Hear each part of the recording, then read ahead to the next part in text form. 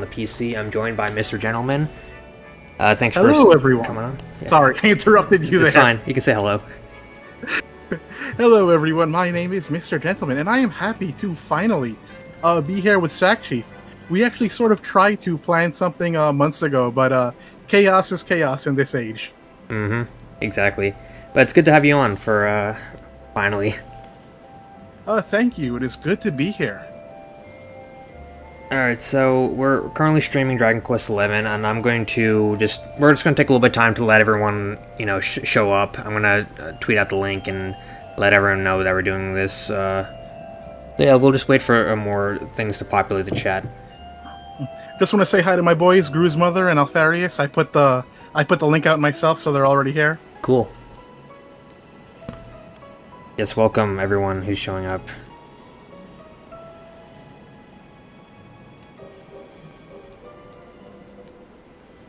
So what run of 11S is this for you? This will be the third run of 11S for me. Third run. Wow. Yeah. I still have to fully complete my 11S run. I'm like swamped with like 1,000 games. Yeah, I know how that is. Like, I swore to myself I would never let my backlog be gigantic, but then Steam decides, hey, it's time to have a sale again, and I'm like, oh, there's something that I like. I know exactly how that is, yeah. What'd you buy from Steam? Anything interesting? I'm trying to pick up all the old Star Wars games. Oh, so like like all the Jedi games, all the lightsaber games, Dark Forces, and things like that. Those are good. I own almost all of them because I picked them up on sales here and there, and they're pretty cheap nowadays. Yeah, that's pretty much what I'm doing. I'm grabbing them one by one. I'd like to start playing them sometime in the near future, but like I received an early Christmas gift. I now have like both of the recent Avengers games, like the one for PS4 and the one for Switch. So like those are like now next on my bucket list. I see. So you're gonna wait for like a sale on those two, or? No. I have them. I got them as gifts. Oh, you have them already. Oh, cool. Yeah. So I'm probably gonna end up playing those next, and at some point I'll get to that Steam backlog. Some point. The nice thing about indie games is that they're short, and I appreciate them for their length. I really appreciate short games these days. Same here, because games are too long. It gets to the point where I'm like, when is this gonna end? It's like, it has to be really good. Yeah. For me to sit there and say, yeah, I'm gonna invest time. Like I'll mention more about this game when more people get in here. But I've been playing Yakuza. I've been playing. This is how I put it. I've been playing Dragon Quest XII. For some reason, they decided to call it Yakuza Like a Dragon. Exactly. But I'm like, I am 80 hours into that game because it's a pretty addicting title. I agree. I 80 hours though. That's a lot. I have like 20 hours into it so far. I've been streaming it a little bit here and there. Yeah. I've seen you do that. I step in every now and then. But yeah, 80 hours because like I'm doing like every side quest and every little side thing. I see. I'm almost done with the main quest. I'm on like chapter 14 and there are 15 chapters. There's 15 total, so I'm on like chapter 5. That's when you get the class system, I believe. Yes, Hello Work opens up and you start to get the classes. Right. I took a little break from Yakuza Like a Dragon because I actually I bought all the other Yakuza games 1 to 6, and I'm trying to pick away at those. So I'm on 5 right now, and that's a long game. Yeah. Did you beat 0? I beat 0, I beat 1, Kiwami 2, I beat 3 and 4. 3 and 4 are really, really like a drag, honestly. But I love 4. I actually really love... You like 4? Yeah, because you know what it is? It's either you get into those characters or you don't. Yeah. And it's like, the cop guy, sorry. I don't know, who's your favorite character in the game? In the 4th one? I'm assuming this is Kiryu being the exception. Yeah, exactly. Outside of Kiryu, I would say that Akiyama is probably my favorite. I really like his cool, laid-back attitude. He's a loan shark guy, right? No, not Akiyama. Am I thinking of the right guy? It's been so long since I played 4. The loan shark guy is who I'm thinking of. Yeah, him. I'm not thinking of the cop, right? Though I like the cop too. I forgot the cop's name. I forget everybody's name. Yeah, I forgot. And the cop was the one whose voice actor was in he was in a controversy that he didn't actually do, but because Japan's law system is like stuck in like 1920, even though he was proven innocent, the mark will be on him forever. Exactly. It was very unfortunate. So like that's the reason why like his character never returned in like 5 or 6. So the cop guy doesn't appear in 5. No, he doesn't appear in 5. He's mentioned like offhand because of like there was a whole cocaine controversy that he was like in a cocaine ring or something. Mm-hmm. Turned out he was innocent, but once you're like marked in the industry, you're done forever, which is like really really unfortunate because I really wanted to see that character return. I liked him and I liked his fighting style. I did like his fighting style. That's pretty unfortunate that they would actually can the entire character just because of what happened in real life with the actor. Yeah, it happens. I remember when like Japan finally got a jury system in like 9, and I'm like, wow, finally. Yeah, it's about time. Oh boy. So, you're a big fan of the Yakuza series then? You're like a long-time fan of it? Yeah, I'd say it's my second favorite franchise, right behind Dragon Quest. Okay. It's a great franchise. I agree. Yakuza is like... It's like a crime drama, but like in a video game form, essentially. It's it doesn't really take itself seriously, but it does take itself seriously at the same time. If that makes any sense, like you know what I'm talking about. You know what it does? It's a master at shifting between both. Like 1 minute it will be like so high into it's like drama stuff. It'll be like really into it, and like it'll be very dramatic. The tensions will be high, and then the next moment, it will suddenly go in the complete opposite direction, and it will be complete over the top comedy. And in most things fail at doing this very miserably. I remember like the first few scenes in like Star Wars: Revenge of the Sith. That was like the big problem in the movie. It kept on shifting tones so quickly. But somehow, the Yakuza games managed to just nail it time and time again. I've noticed that too. Like, I don't want to spoil it because there's a lot of people who are listening who probably haven't played it, but there's a lot of moments in Yakuza where I was like, what the heck, is this real? Okay, like, I think a lot of people know that Kiryu fights a tiger in the second game. He punches a tiger in the face. That is one of the funniest scenes I've ever seen in a video game, honestly. And what I love is that they've turned it into a running joke. Like, I won't spoil it for you, but there's an entire side quest in Yakuza Like a Dragon that basically works with that running joke. Really? Yeah. Wow. And have you how far are you into 5? Have you done Saejima's chapter yet? Saejima's she's the woman, or... Oh, no, Saejima is the big... Taiga Saejima from 4, right? Yeah. Yes. In 5, I'm still in Kiryu's chapter. I'm still a taxi driver. Okay, so I won't spoil it for you then, but there's a really great part that involves an animal that you should very much look forward to in Taiga's chapter. Okay. I'm gonna look forward to that. So that sounds fun. Yeah, but Yakuza Like a Dragon's a good game, and it's also like got a lot of Dragon Quest references. You noticed, obviously. Yeah, like there's a lot of obvious references, but there's a lot of very subtle references that I really appreciate. Like Nanba, when he puts on the hood and he's wearing green, is very similar to a lot of like the Dragon Quest mages. Like they wear that similar color. Some of them, some mages in certain like RPGs have a hood just like that, and he is essentially the mage character of your team. I don't know if you've gotten the girl yet. I got the girl, yeah, the first one. You have? Okay. If you notice, like, she's dressed in white, very similar to like a white mage, but they made sure to give her like this short skirt look so that she kind of looks like the sage from like Dragon Quest III. It's a lot of these like very little subtle references that I like as well, that they don't bring up outright, but are like very nice. And what I like about Ichiban is that you don't really notice it at first, but when the game starts showing him from certain camera angles, he actually starts the spiky, the sort of like weird haircut. You begin to realize he's actually an Akira Toriyama character, that his hair is shaped the way it is so that he can look like one of them. like that he can look like a Gohan or a Goku or something like that. You don't notice it at first. It's very subtly done, but from certain character angles, it looks like they're trying to go for the whole spiked hair look. That's what that's what I heard. I heard some people say that they thought that Ichiban might have changed his hair on purpose to look like Erdrick from Dragon Quest or something like that. But it was like he didn't do it on purpose, but I think like the artists did it on purpose. Right. Like it was a botched haircut, you know. Yeah, and the game was a botched haircut, but I think like the creators like they wanted to make him look like a Dragon Quest, protagonist, just in a Yakuza setting.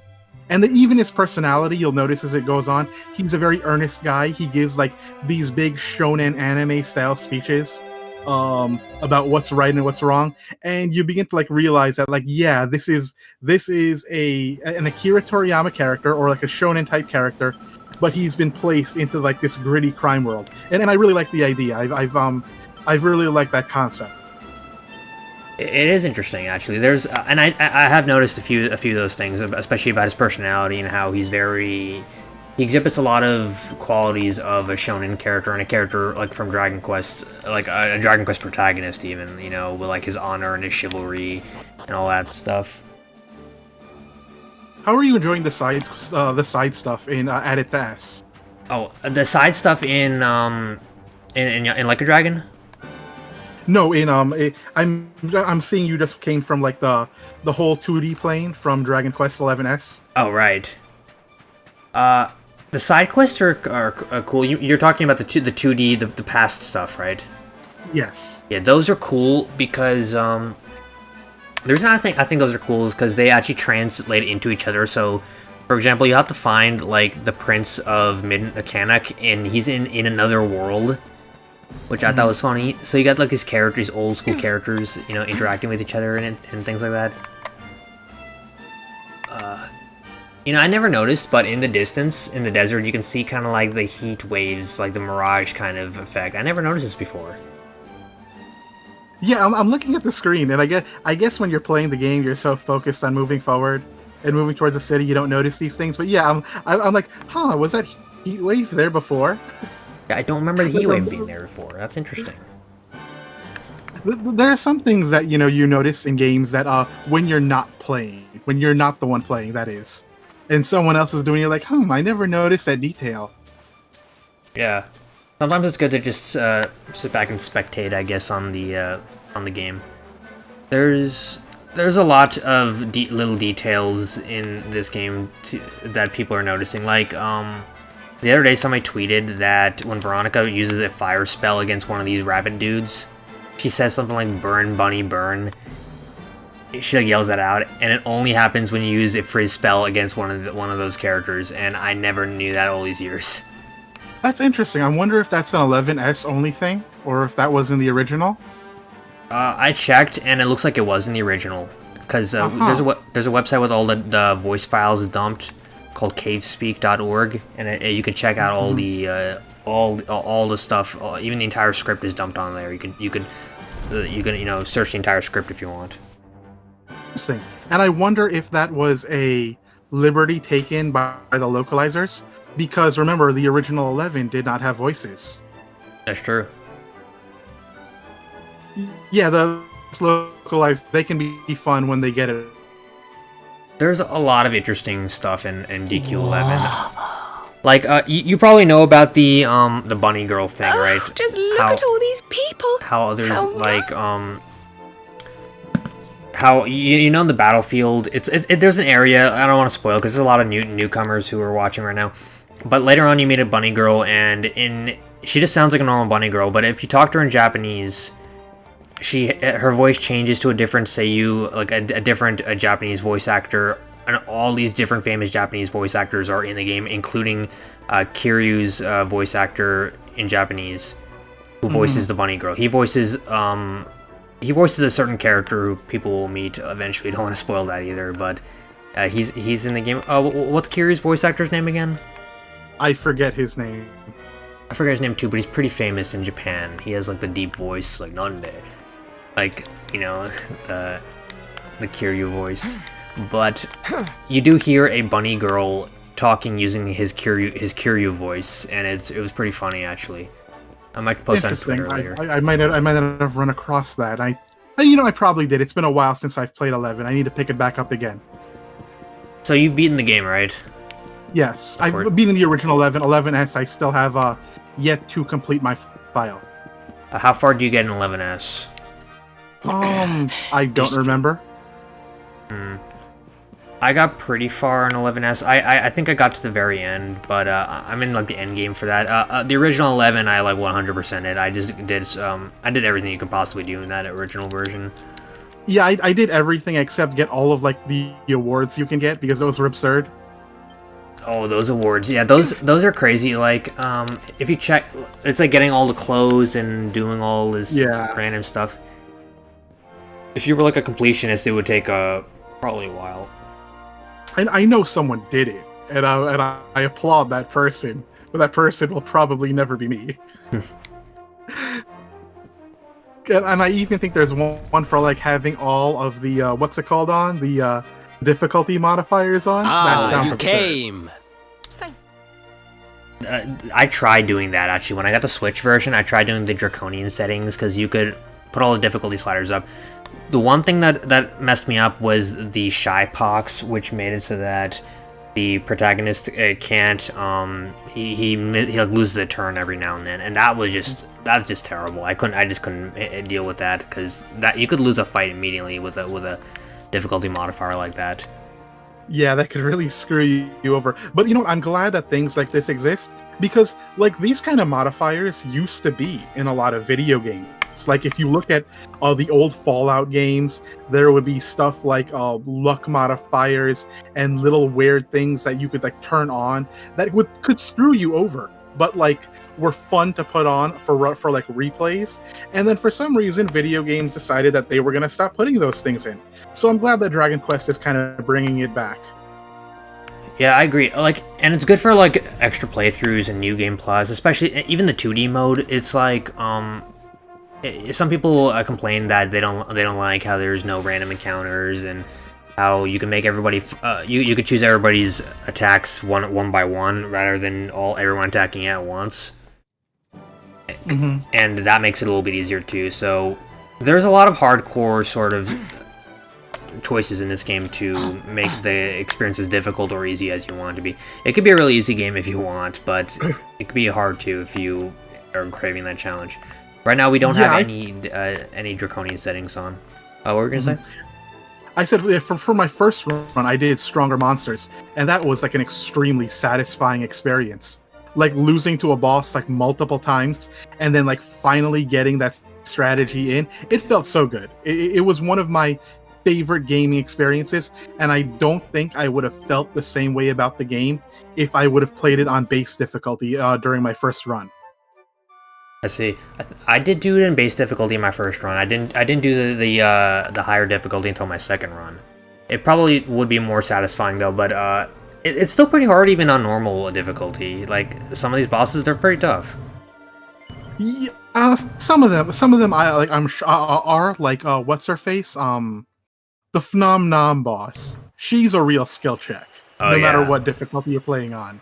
Yeah, because I think she has like the potential to attack like 3 times in a row, and and for like a lot of people that was like, okay, I need to understand this game a little better. Mm-hmm.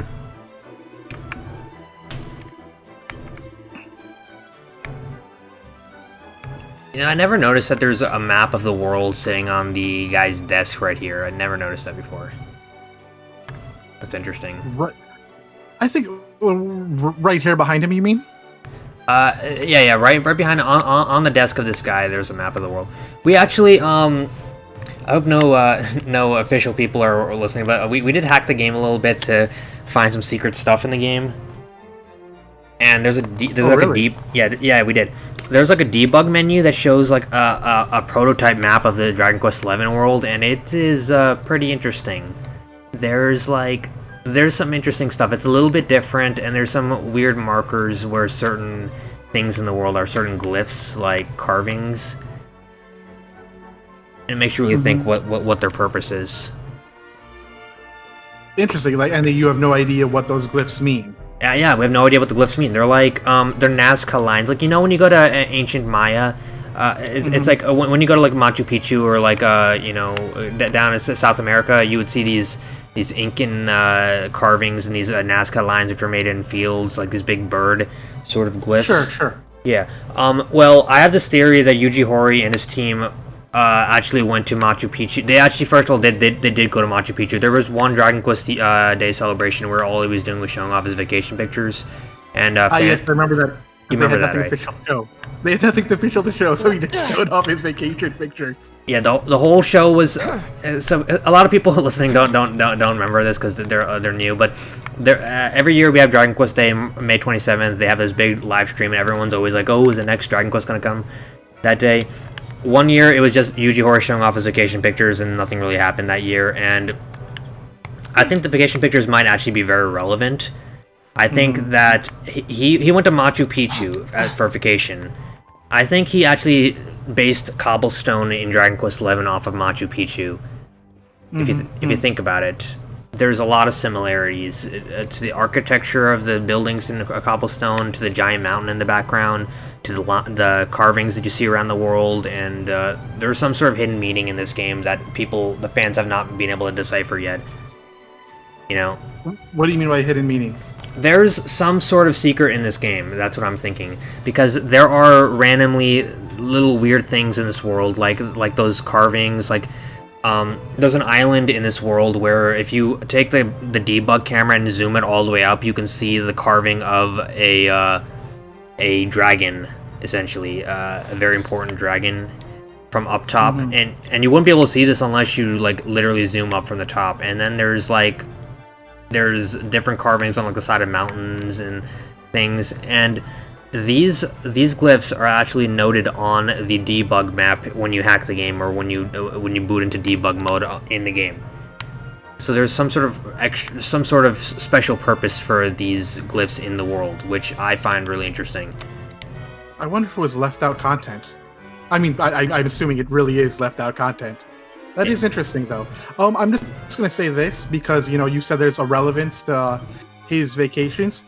Yuji Horii did say when he was developing Dragon Quest IV that he went to Europe and that all of the castle designs were based on his European trips. I never read about that. So there is, yeah. So there is.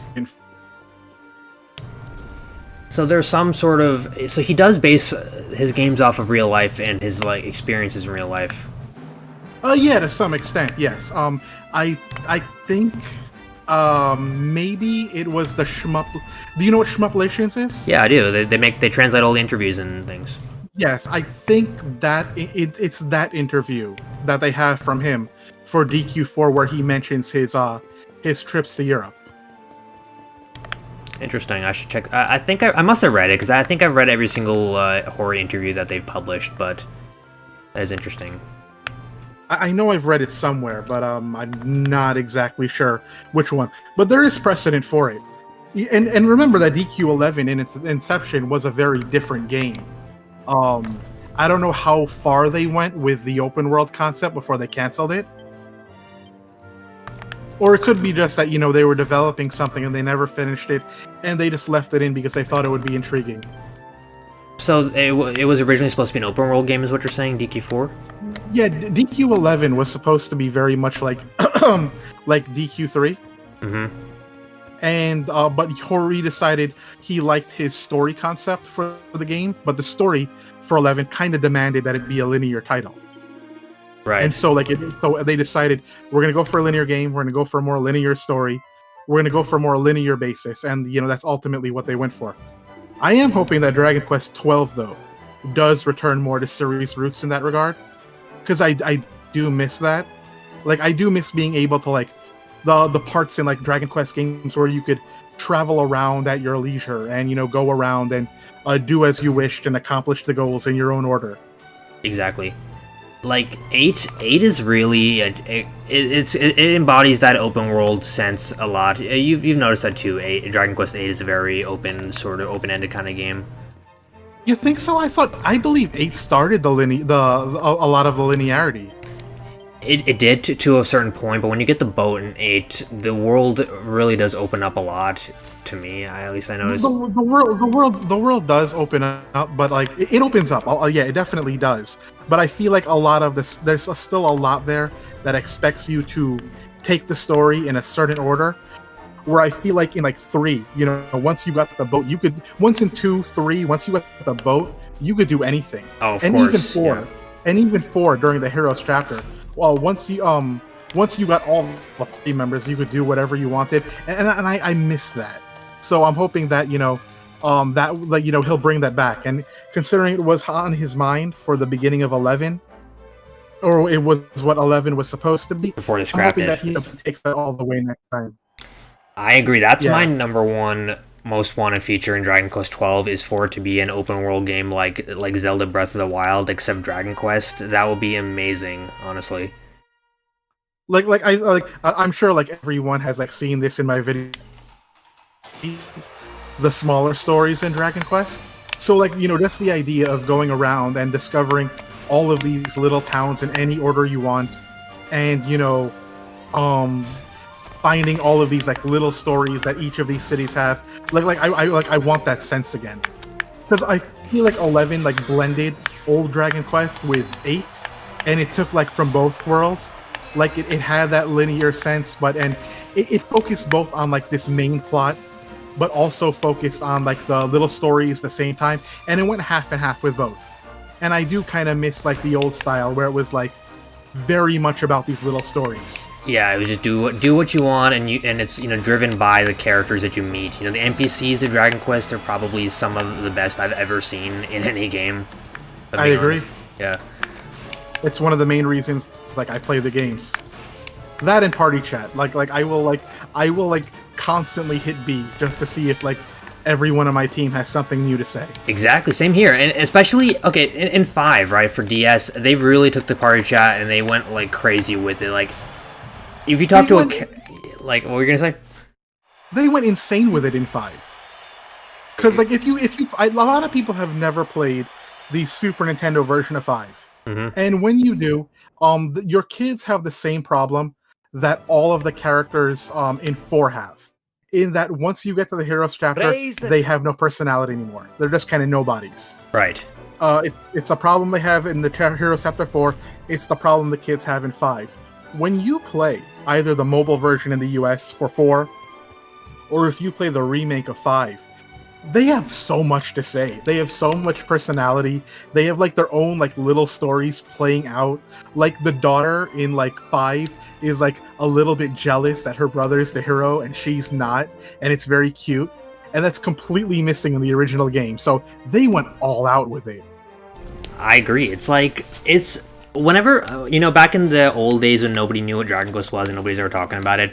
That was always my problem with other RPGs. 5 on Special NDS ruined RPGs for me because nothing will ever have that kind of lifelike sort of, your characters actually react to the world. So for everyone listening, in Dragon Quest V, when you talk to a random NPC, step away and then talk to your party members. They will comment on that random NPC on what they said. They will have some sort of witty comment about the way that person looks or their attitude or anything about them, and this happens with every single NPC in the entire game. There are hundreds and hundreds of NPCs.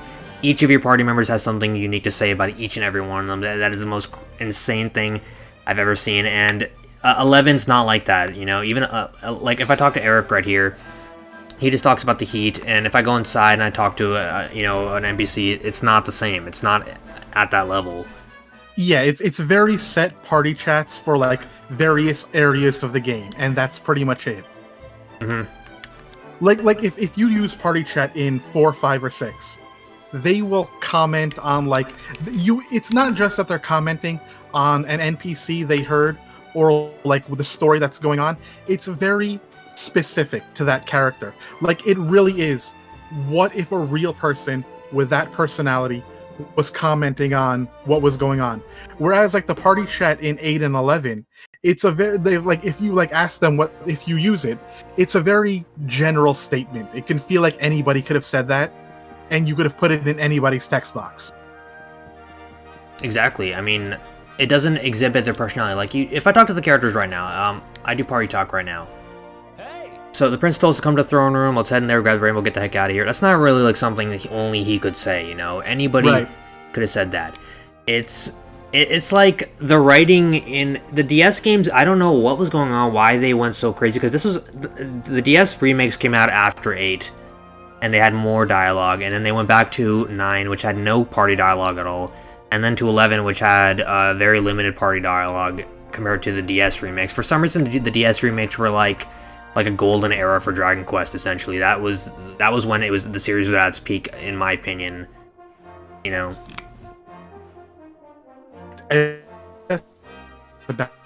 Maybe the NES version of 2. Screw that game. But you know, I don't think there's been a bad game. But yeah, there was something about those remakes that were really fantastic. And to me, those were like peak Dragon Quest. And someone said they were tempted to get the mobile versions of like 5 and 4 and stuff.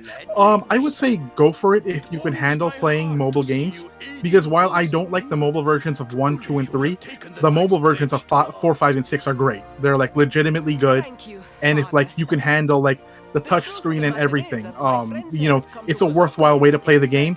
And honestly, it's the best way to play 4. Because the DS version of 4 in the US does not have party chat. Yeah, they cut that out, I guess, to save time or something, but it was removed. They were running into their deadline. Yeah. So they just cut the whole feature out, which first of all makes the game a lot harder, because cutting out the party chat in Dragon Quest IV is like, you ever played Metal Gear Solid before? You know that game? Yeah, I've played all the games. Okay, so you know how Metal Gear Solid 1, Snake has the codec and he talks to the colonel and gets hints, and then when you don't know where the hell to go, you just talk to the colonel and he just gives you a little hint, but it's optional, but it's there for players who don't know what's going on. That's kind of like the party chat in Dragon Quest, and if you played the Metal Gear Solid without the codec, it would make the whole game a lot more lonely and a lot less interesting, in my opinion. Yeah, lonely is a good word. Because that is how you feel in, like, if you're someone playing like the old version of 4 or 5. It does feel a bit lonely when you're like traveling the fields and you have all these companions and they have nothing to say. And you know, it's like you said, that's a problem in a lot of RPGs. You know, you're traveling along, and so much effort is just put into the cutscenes, which like only happen every now and then. But there's like no effort done into what is it like for these people to get along as they're moving around on their journey. And I've always thought between the two, you know, a lot of like the Dragon Quest games that do have good party chat really nail that idea. Like, what is it like for, you know, you to travel with these companions to visit new places and for you to interact with them on that journey? Yeah, I agree. Lonely is, it's like I said, DQ5 ruins RPGs for me. It's like, if I play something that a lot of people recommend, like, oh, this is a really good RPG, I'll always think in the back of my head, why are the other players not talking? Because, yeah, it's something that should just be there. And what's funny is no other RPG does the party chat like this. I don't think there's another RPG series that's ever done it to this extent. Yeah, not to this extent, though. You're playing Yakuza Like a Dragon. It has its own stuff. I remember that, yeah. Really excellent. Because it has two things, two sort of party chat things in it. One is that if you pass by like a particular location, a prompt will come up, and you could hit triangle there, and they will comment on like something that they see. And it is very personality derived. The early party chats are so-so, but as you get deeper and deeper and deeper in the game, the party chats get really good. Like, you can sort of see the progression of the writers, that like you could like it's something you see every now and then where writers are trying something new, because this isn't something the Ryu Gotoko team has tried before. But you know, you have you could see like the early party chats where them trying, okay, let's try to write out these party interactions and really display their personalities. But the later party chats just get better and better and better, and you can tell this team got like so good at writing them that there are points where like it gets Dragon Quest level as the game goes on. That's good to hear, because so far they have been very interesting. I've had 2 party chats so far that I've experienced, and they've been pretty good. They've been good so far. I can't remember. I think they were talking about what were they talking about? They walked by some place and they were just talking about it, and like it triggers like a memory essentially. So it is very personal. And then there's also like when you go to the bar with Adachi the cop, and he talks about his foster son that he's trying to support, and you kind of like delve a little bit more into his character. It's not like a long cutscene that you have to sit through, but it's something that the player has to seek out, which is the best way to do a story, in my opinion, is where it's controlled by the player. The player can choose to skip that, or they could just watch it, you know. And those are cool because like you have to build up their like bonding bar first in order to unlock those chats in the bar. Right. And so yeah, it's kind of a reward of like it's like you're fighting them with combat, you're building camaraderie with them, and that unlocks, the next bit of their story. And I really like those I really like those the I can't remember the name of the bar in Yakuza, but yeah, I really like Survive those bar. Little stories. They're Survive bar, that's right. Yeah. And I really do like those little stories. And I won't say who the characters are you get later in the game. Like there are 2 late game characters you get sometime between chapter 8 to 11, and they have some of the best Survive stories in the game.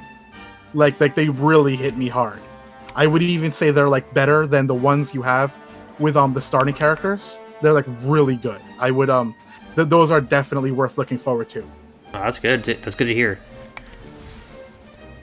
And there's also like if you eat in a restaurant, sometimes they'll like your allies will comment on the food, and it just triggers like these stories that have to do with their backstories and personalities, and it really helps flesh out the character. And it's like you said, all of these things in Yakuza Like a Dragon that develop the characters, they're all player driven, and I really appreciate that because it feels like it's me playing as Ichiban, getting to know these people, rather than it feeling like the writer is like imposing, these interactions between characters upon me. So it feels like I play a part in the game.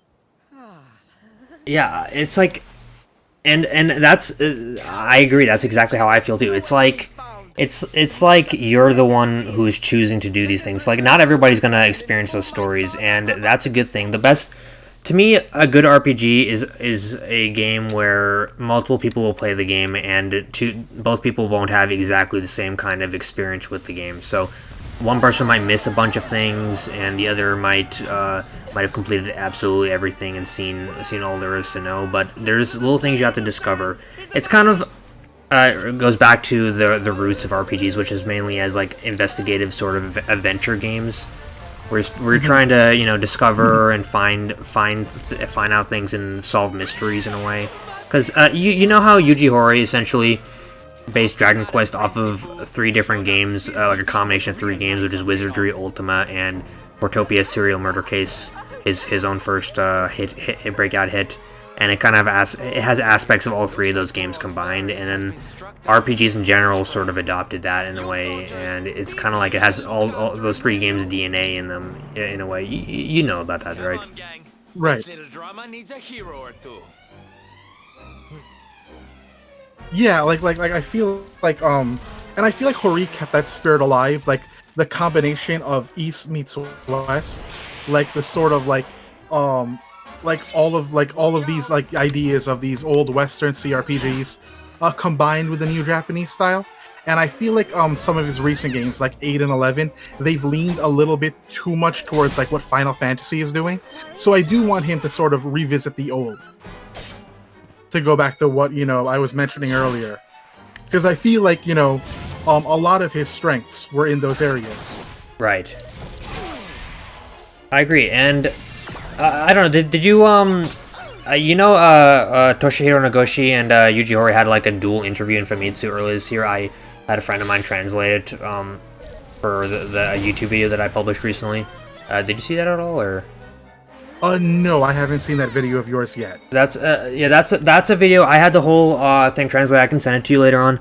But they talked a lot about their games, and Yuji Horii even mentioned that some people want him to do another mystery adventure game like Portopia, and he doesn't want to do it because he's so busy with Dragon Quest that he just doesn't have the time, I guess.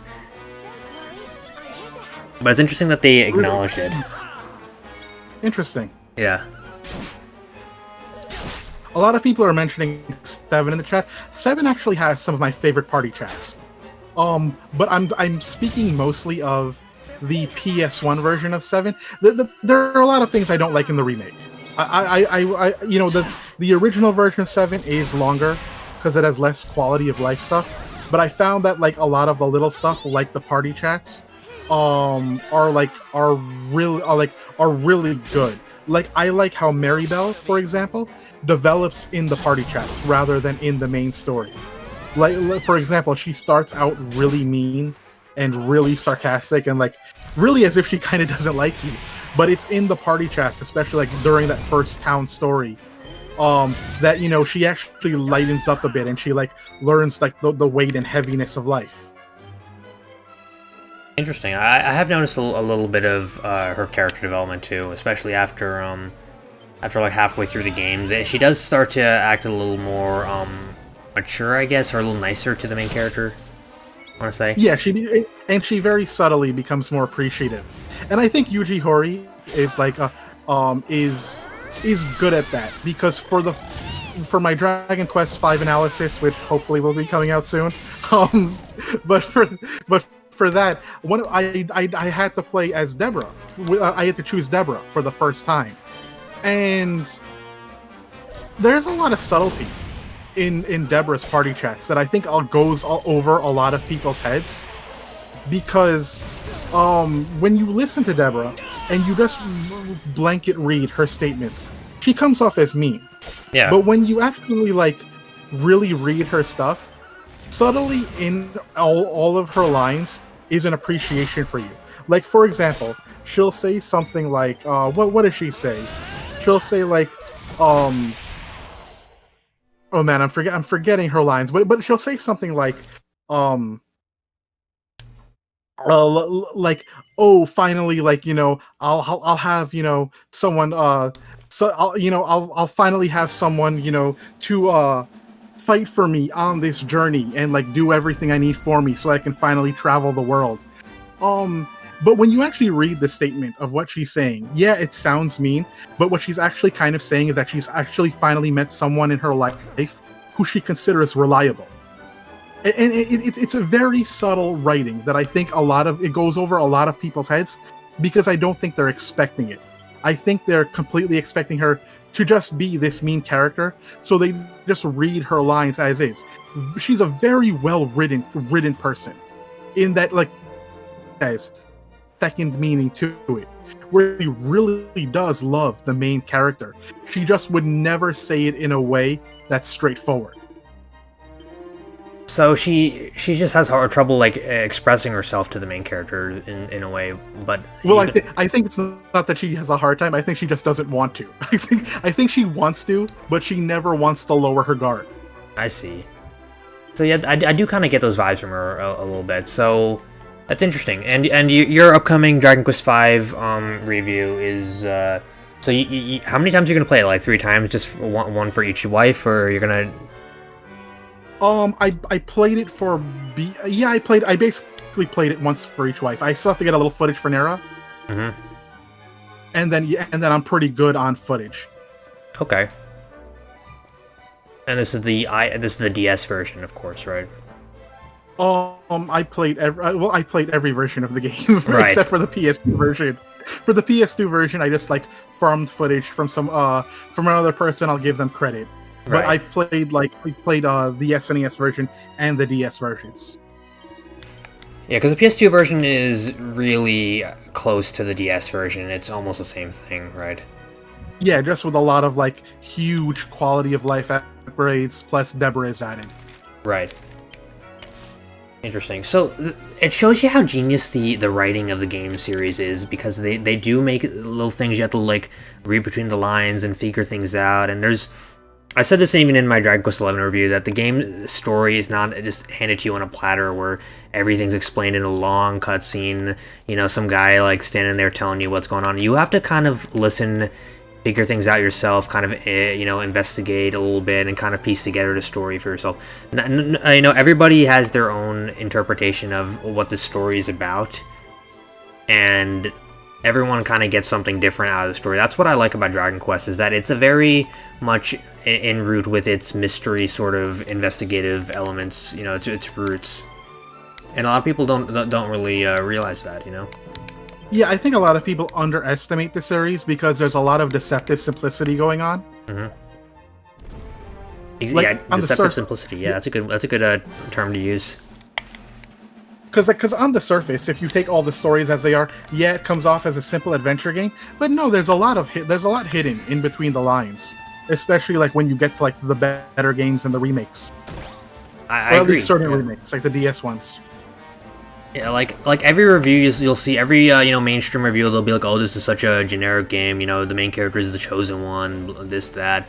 But there's so much to the story that people don't even realize, that people don't give the series enough credit, honestly. And it's pretty unfortunate that people don't realize this. It is. And I think what it is that they're kind of used to what Final Fantasy does. And Final Fantasy is very rooted in certain pieces of Japanese fiction, such as Japanese theater, where everything is very melodramatic, everything is overstated. All of the characters' feelings and emotions are like expressed and explained in like 10-minute monologues, and so they're used to that, and they're used to like all of like the very heavy melodramatic emotion that comes with it. So like when they go into a game and they're kind of not getting that, when what they're expecting is what Final Fantasy gave them, I think it's like they find themselves like wondering, okay, what's the big deal here? All I'm getting is what seems to be very simple. Yeah, I agree, and it's like Final Fantasy set people up for expecting. It's when people say, "Oh, JRPGs are all about these long cutscenes and confusing stories," and I always think, no, it doesn't have to be. That's not always the case. Like, look at Dragon Quest. It's a lot different. Yeah, I agree, and I've always been of the opinion is that the more variety in a genre, the better. Because I feel like after Final Fantasy X, everything gravitated towards that style of game. Everything had to be like Final Fantasy X. And it doesn't help that I don't like Final Fantasy X. So what don't you like about Final Fantasy X? What's the deal? Everything. Everything. Everything annoys me in Final Fantasy X. We would be here all day, and I'd make people angry. I'll do a video about it one day. If I ever get the history of RPGs, Final Fantasy X, the like-dislike ratio will be like split right in half. Hey, listen, you gotta do that, because that's how you get views. You just gotta make a video called "Why Final Fantasy X Sucks." Watch how many views you'll get. Just watch. Probably. Hey. Oh, is that Ryan? Hey, how's it going, guys? Hey, Mr. Gentleman. Hello, how are you? I'm good, man. I'm looking forward to you dissecting Final Fantasy X in the future. I mean, I do like the game, but I also have my problems with it too. Yeah, it's got some undeniable issues. Yeah, I know, right? Yeah, and I'm definitely looking forward to your Dragon Quest V video. Thank you. I'm looking forward to it too. All right, yeah. Okay. Cool. Yeah. I'm not long, but just want to say hi to everyone in the chat. All right. Thanks for coming on, Ryan. Yeah, no problem, dude. So, how are you enjoying Dragon Quest XI's so far? It's pretty good. It's Dragon Quest XI's. I've played it a million times, but yeah, same here. the same old game. Oh yeah. Also, like Mr. Gentleman, did you pick up any versions of Dragon Quest XI's? I've got the Switch version because I like to. I like to own it. If I'm gonna buy a new version of a game, I'm gonna buy it on a different system. Okay, cool.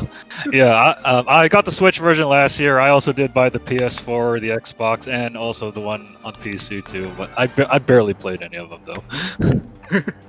I mean, I don't know if I want to play the game a third time, but it's very tempting with the new 60 frames per second. It looks gorgeous, man. Oh, this game looks great. Yeah. You know, people are complaining about the graphics and saying all this, untrue stuff about how the game is directly a Switch port and looks exactly the same as a Switch. What you're watching right now, everyone, this is the game. This looks a lot. This is not what a Switch game looks like, everyone. This is a PC game. Okay, this is 60 FPS. It looks like, yeah, exactly. Look at this. It's a good-looking game. I died to the scorpion boss because I was not paying attention. So. Yeah, just remember the scorpion boss. I believe you can poison him, and I know that you can blind him. Blind him. What moves does the blinding? I can't remember. If I had like the list in front of me, I'd be able to see it. But I'm pretty sure you can blind him. It's not always fully like 100% accurate, but if you can get it on him, it tends to work. I see. Let's see, bronze sword. I like how you can switch weapons while you're in the middle of the fight. All right, let's do a flame slash on this guy. Boom. Also, I wasn't controlling Serena or Veronica. I was just letting them do whatever they want, which is probably not a good idea. Sap? Yeah, we'll sap him. There we go. Is Ryan still there? Oh, yeah, I'm still there. Okay. I might leave pretty soon though, because I have to cook dinner. All right, if you leave, let me know, so I'm not just talking to nobody. Right. Okay. All right. We were mentioning loneliness in Dragon Quest games earlier and how like so many games avoid that. But somebody did mention that one did loneliness right. And I have to agree. That's like the one game where loneliness was a good thing. And that's always been my trepidation about a remake of Dragon Quest 1. In that like they really need to find they need to somehow make that game still single player but fun, because the best part of DQ1 is how lonely you feel. The song, half of Dragon Quest 1 of why Dragon Quest 1 is good is the song. That one track playing on the map is like 90% of what makes Dragon Quest 1 good, because A, it's a good song. It's like one of the best NES tracks of all time, and B, I agree. it makes you feel even lonelier. It makes you feel like I'm lost in this world. I'm this hero and no one's helping me, and I got to do this all by myself. And if they ever made a remake of 1, the challenge would be to recapture that feeling. So it would be like the third remake of 1, basically. At this point, fourth, because if we're counting mobile. Oh yeah, the mobile version too. Yeah. All right. Yeah, so every subsequent version of 1 is gonna make you just feel more lonely as you play it. Well, in that case, they should do 1 in VR. One in VR, that would be interesting. like a Dragon Quest Swords remake. Of Yeah, I'd play that. I totally would play that too. Yeah, like there is a Dragon Quest VR in Japan, so I didn't hear about that. Yeah. So the one at Universal Studios, that one. Yeah, I think so. Heard that's pretty cool. Yeah. Yeah, and I bet the modding community might be able to, hack 11S like to be in VR, but I'm not sure. Komodo showed something off like that. He made a VR screen, like a VR camera in 11S. I could hack the game right now, but it will mess stuff up, and it won't be a very fun viewing experience for the stream. Right. Yeah. Like the camera will be desynced, and there'll be a lot of stuff. I was trying this morning, because I had a little bit of time, I was trying to beat the entire game in less than an hour using hacks. Really? How hard to get? Here's the problem. I screwed the game up. I made it so that I can't zoom anywhere, which will mess the entire run up, essentially. But if you look at my Steam profile, I got a bunch of endgame sort of achievements on my Steam profile because I was speedrunning the game. So I got like the follower fashion. I'm like 0.1% of the people who own the game have this achievement, and I have it. Oh my god, that's funny. Yeah.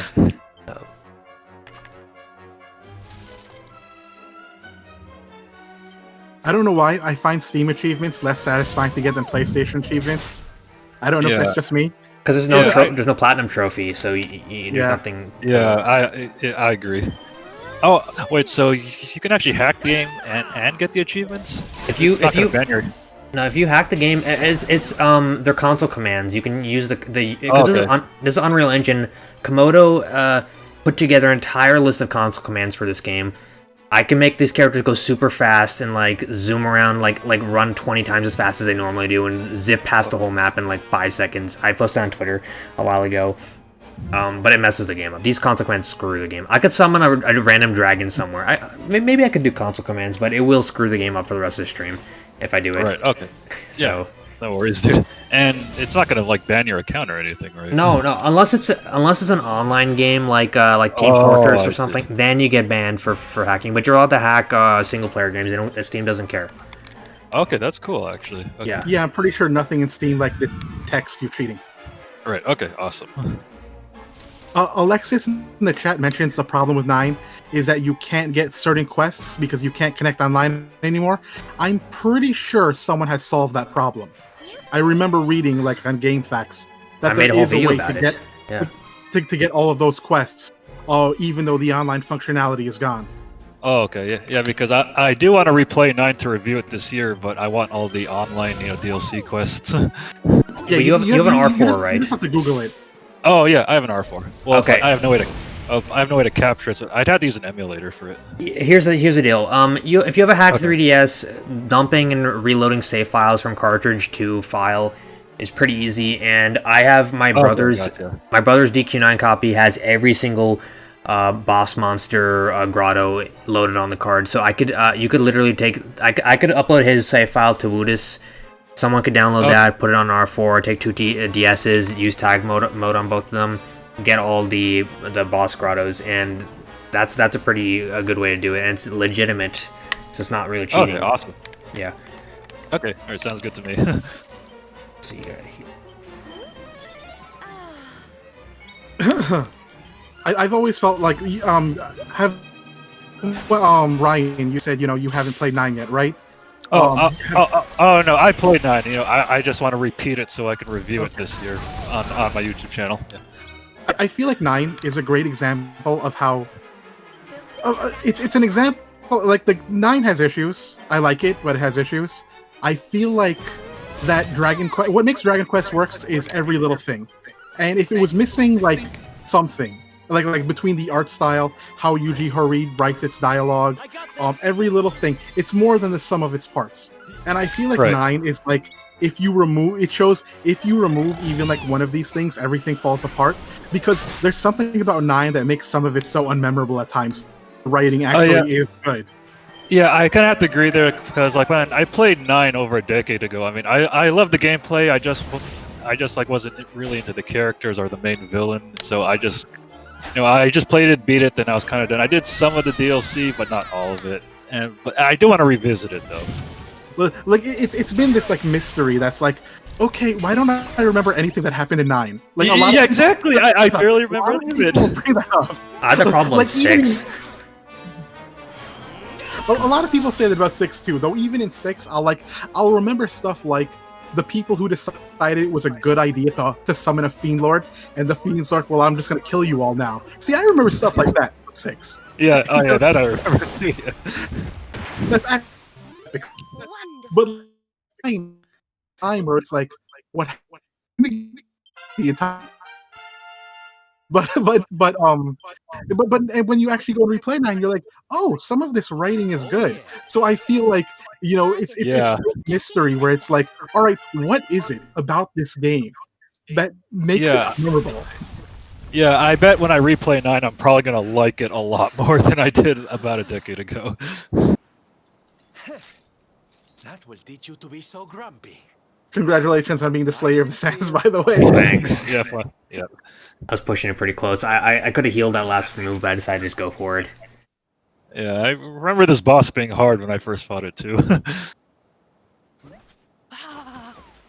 If they ever do a game like 3 and 9 again, like one of the things that I kind of want them to do, one that I really want them to do, to like solve a few of what aren't really problems but have sort of become problems, is that to give all of your all of the characters you make, that you create a personality that's stored in the game, so that when personality, I think like if they ever make a game like 3 or 9 again, they'll really need to do that, because I think it would enhance those games so much. Yeah, aren't there rumors they're going to remake 9 and 3 in the future? Yeah, three is the big rumor. Right. Okay. Yeah, because that's actually my personal favorite DQ, and I would play a remake of that in a heartbeat. Yeah, I like. I love the SNES version of 3. I think it's a beautiful looking game. I think that it might art style of all RPGs on the Super Nintendo. Right. I actually like the SNES version better than the mobile and the Switch port, to be honest. Yeah, I don't like the mobile versions of 1, 2, and 3. Right. I've made that note. I've made that note multiple times. Well, I have my problem with 3s on Super Famicom. My only problem with that is that the transition from battles to overworld is very slow compared to the mobile version.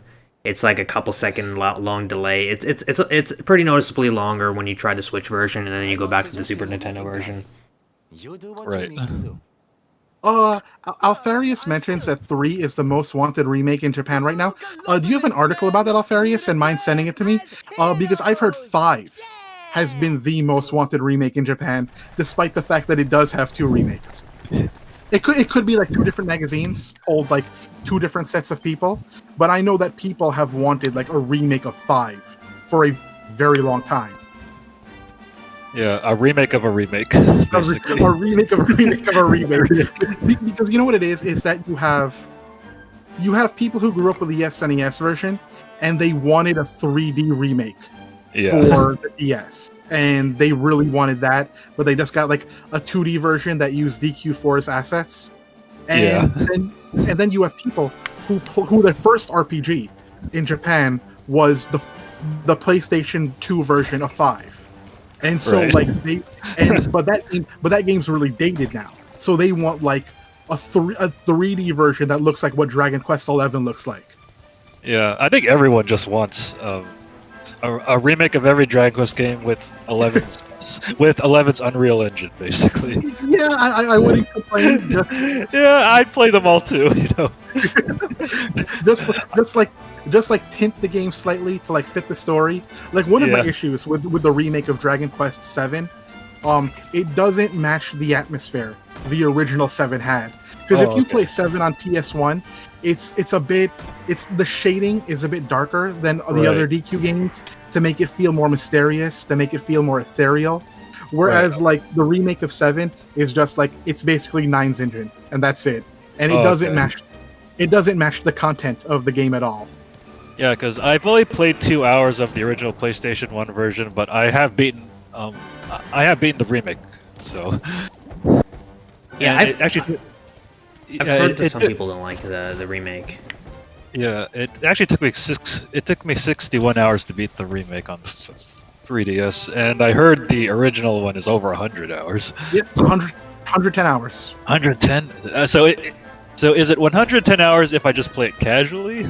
Yes, it's 110 hours. Oh, man. That's nuts. Well, maybe I'll just play it on my Raspberry Pi with cheats. So, I mean, I don't want to capture footage of it, but that's gonna 110 hours. Those nuts. Yeah, I would not blame you for playing the game with like fast forward on at certain points. Oh, hey, if I capture the game with my Raspberry Pi, I'll give you guys the footage if you need to use it for reviews. I appreciate that. Yeah. So maybe I'll just name the protagonist Hero, so you don't get like Oster's the name.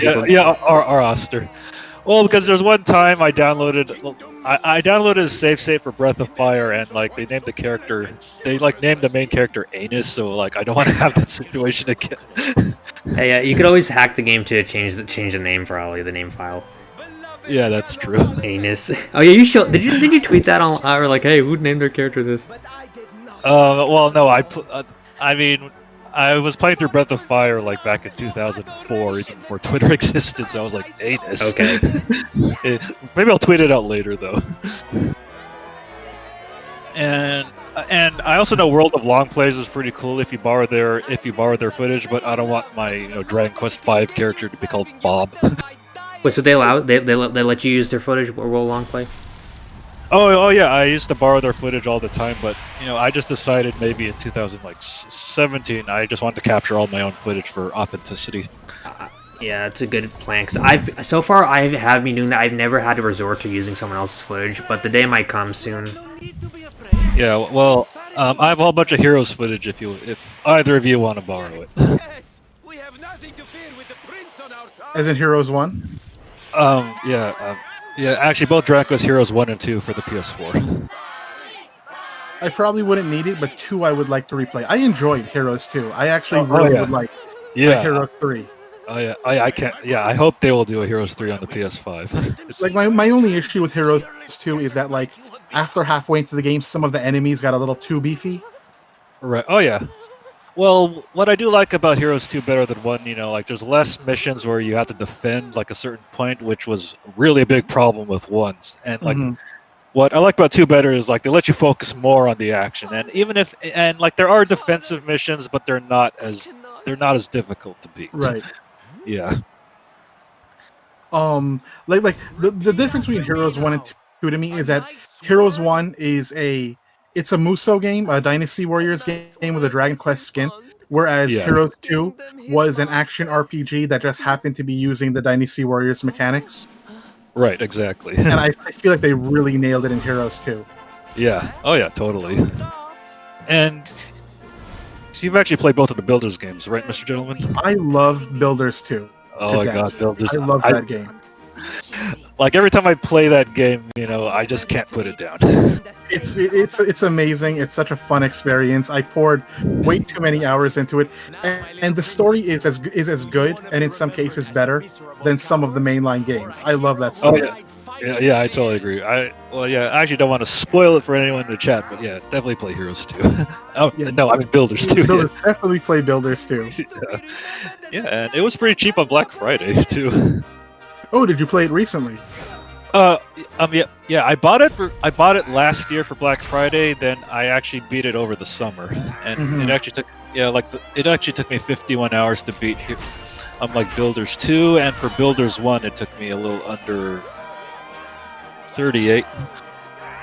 But like both of those games are like really, really long though. Yeah.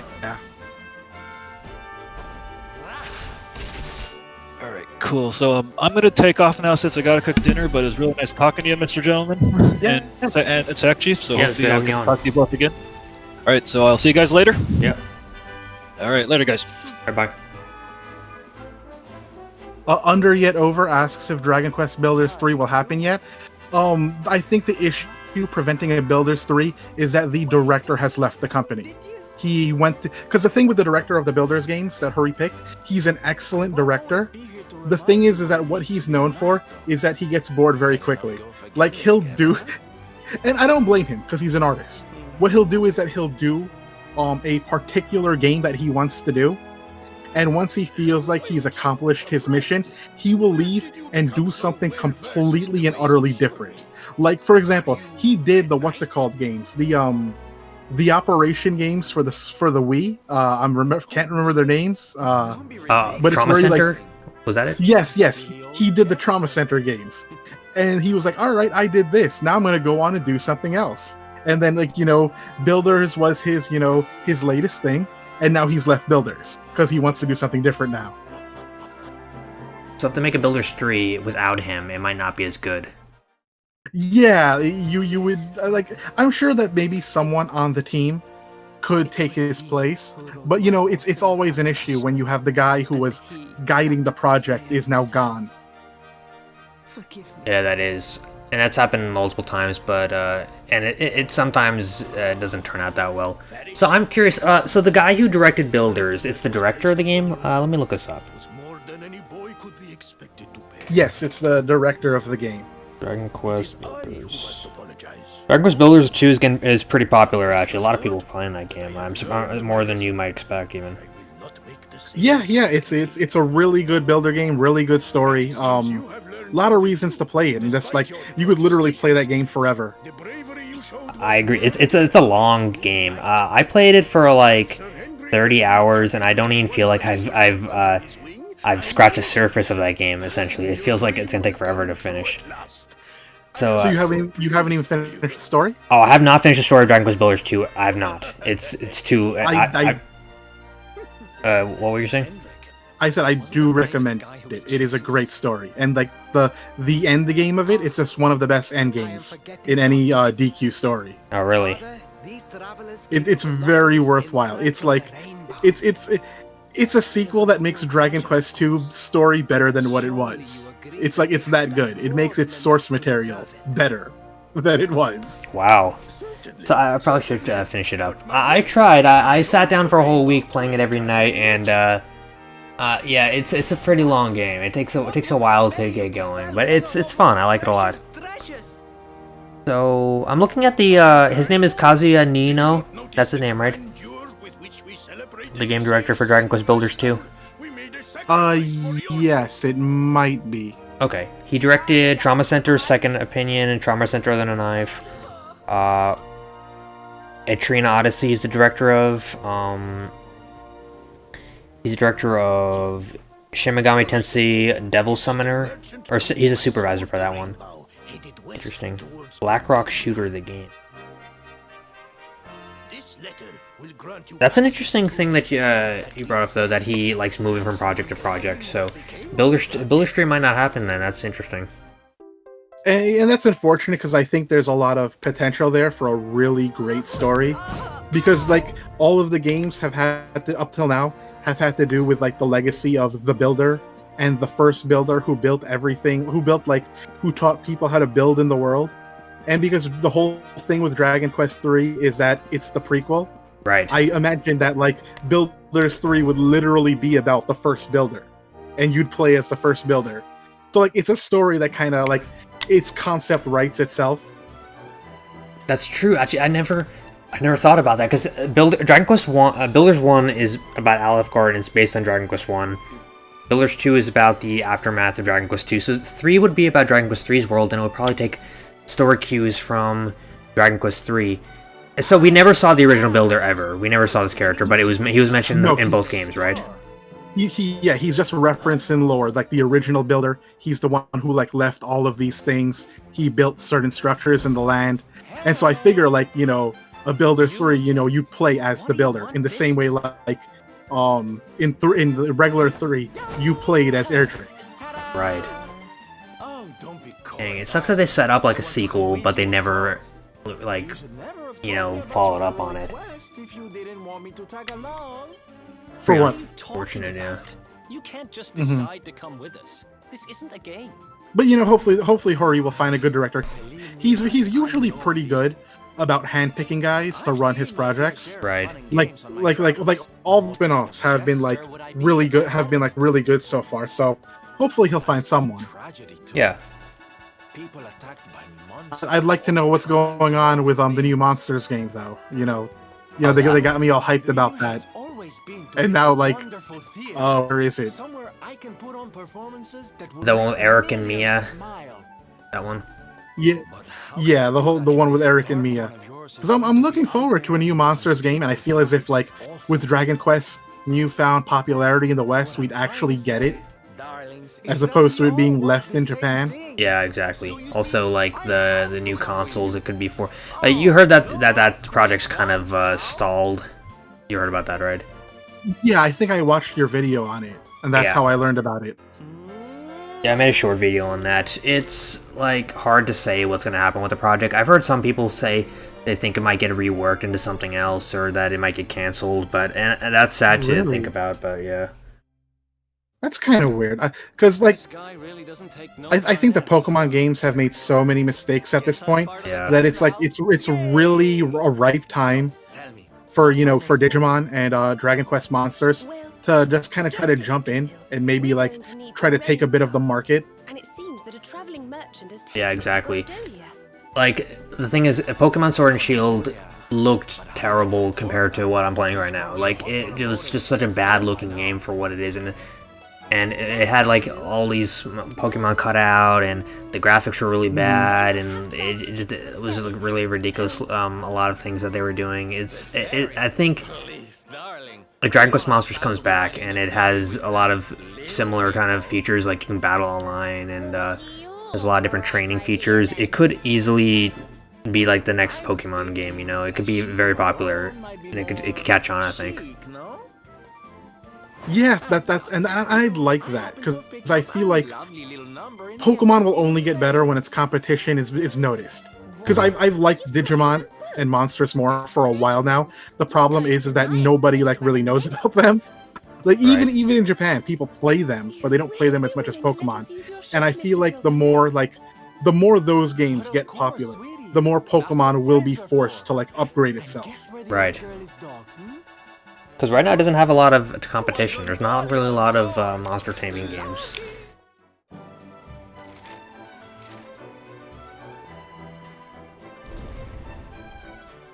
I didn't hear what you said there. I think all of what you said blacked out. Oh, did I cut out? Oh, no. Yeah, I think it cut out. You're back now. I can hear you now. Alright, that's good. Yeah, I was just agreeing with your point. There's not a lot of monster-taming games. They don't really make them like they used to, you know? Mm-hmm. So, which Monsters game do you think is probably the best? Which one do I think is best?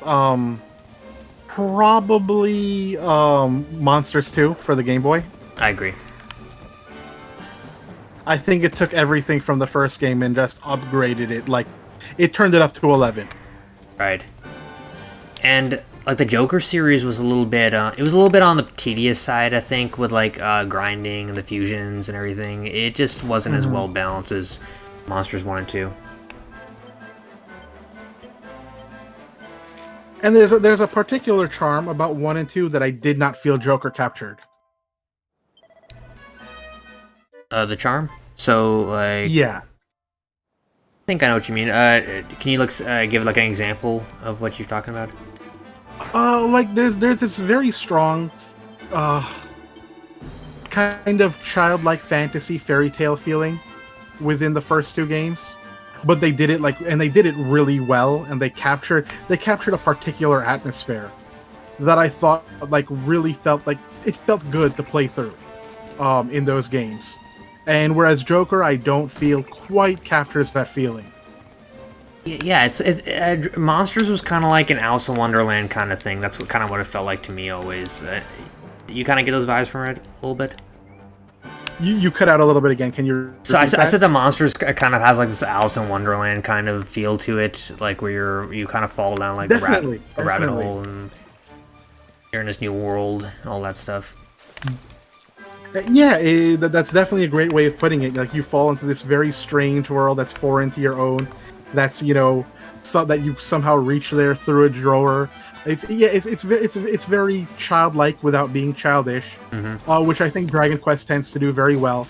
And the world you entered was very strange, and the people in it were very strange in their own way.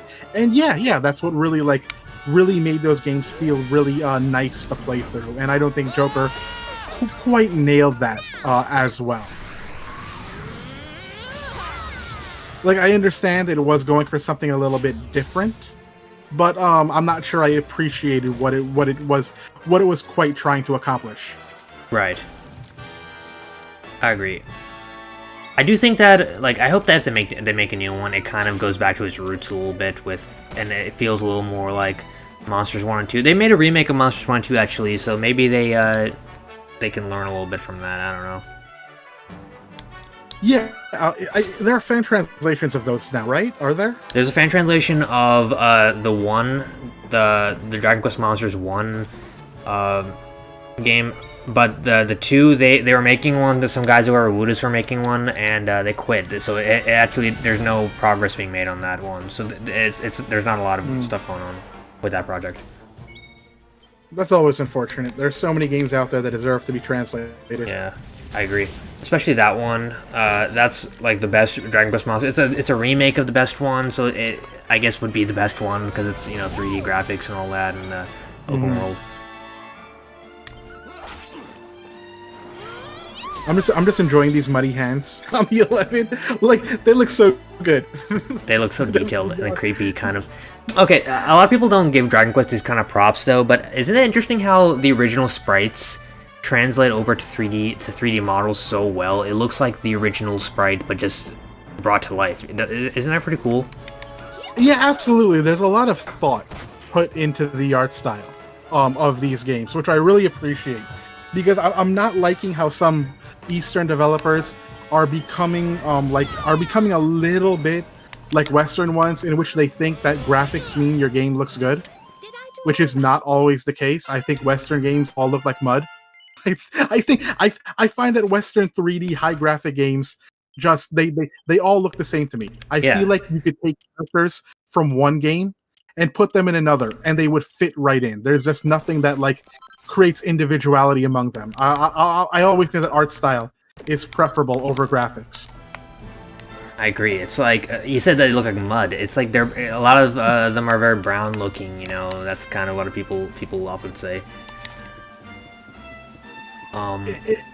It's like they all use the same color scheme. It's really off-putting. Yeah.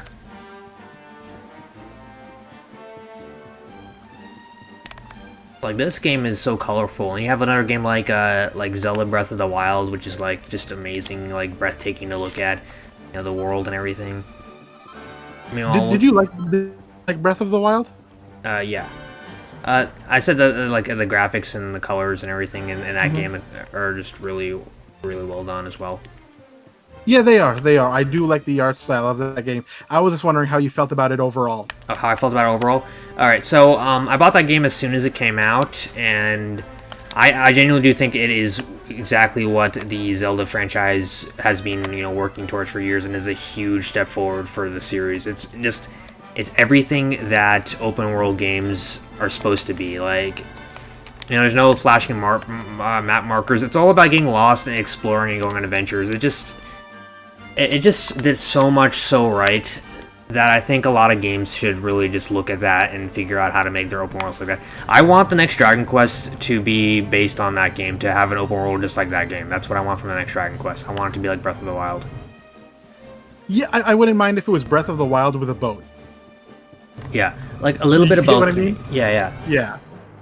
Like if Dragon Quest the open world aspects of 3, 4, 5, and 6 met Breath of the Wild, yeah, I wouldn't complain. That'd be a pretty good way to go.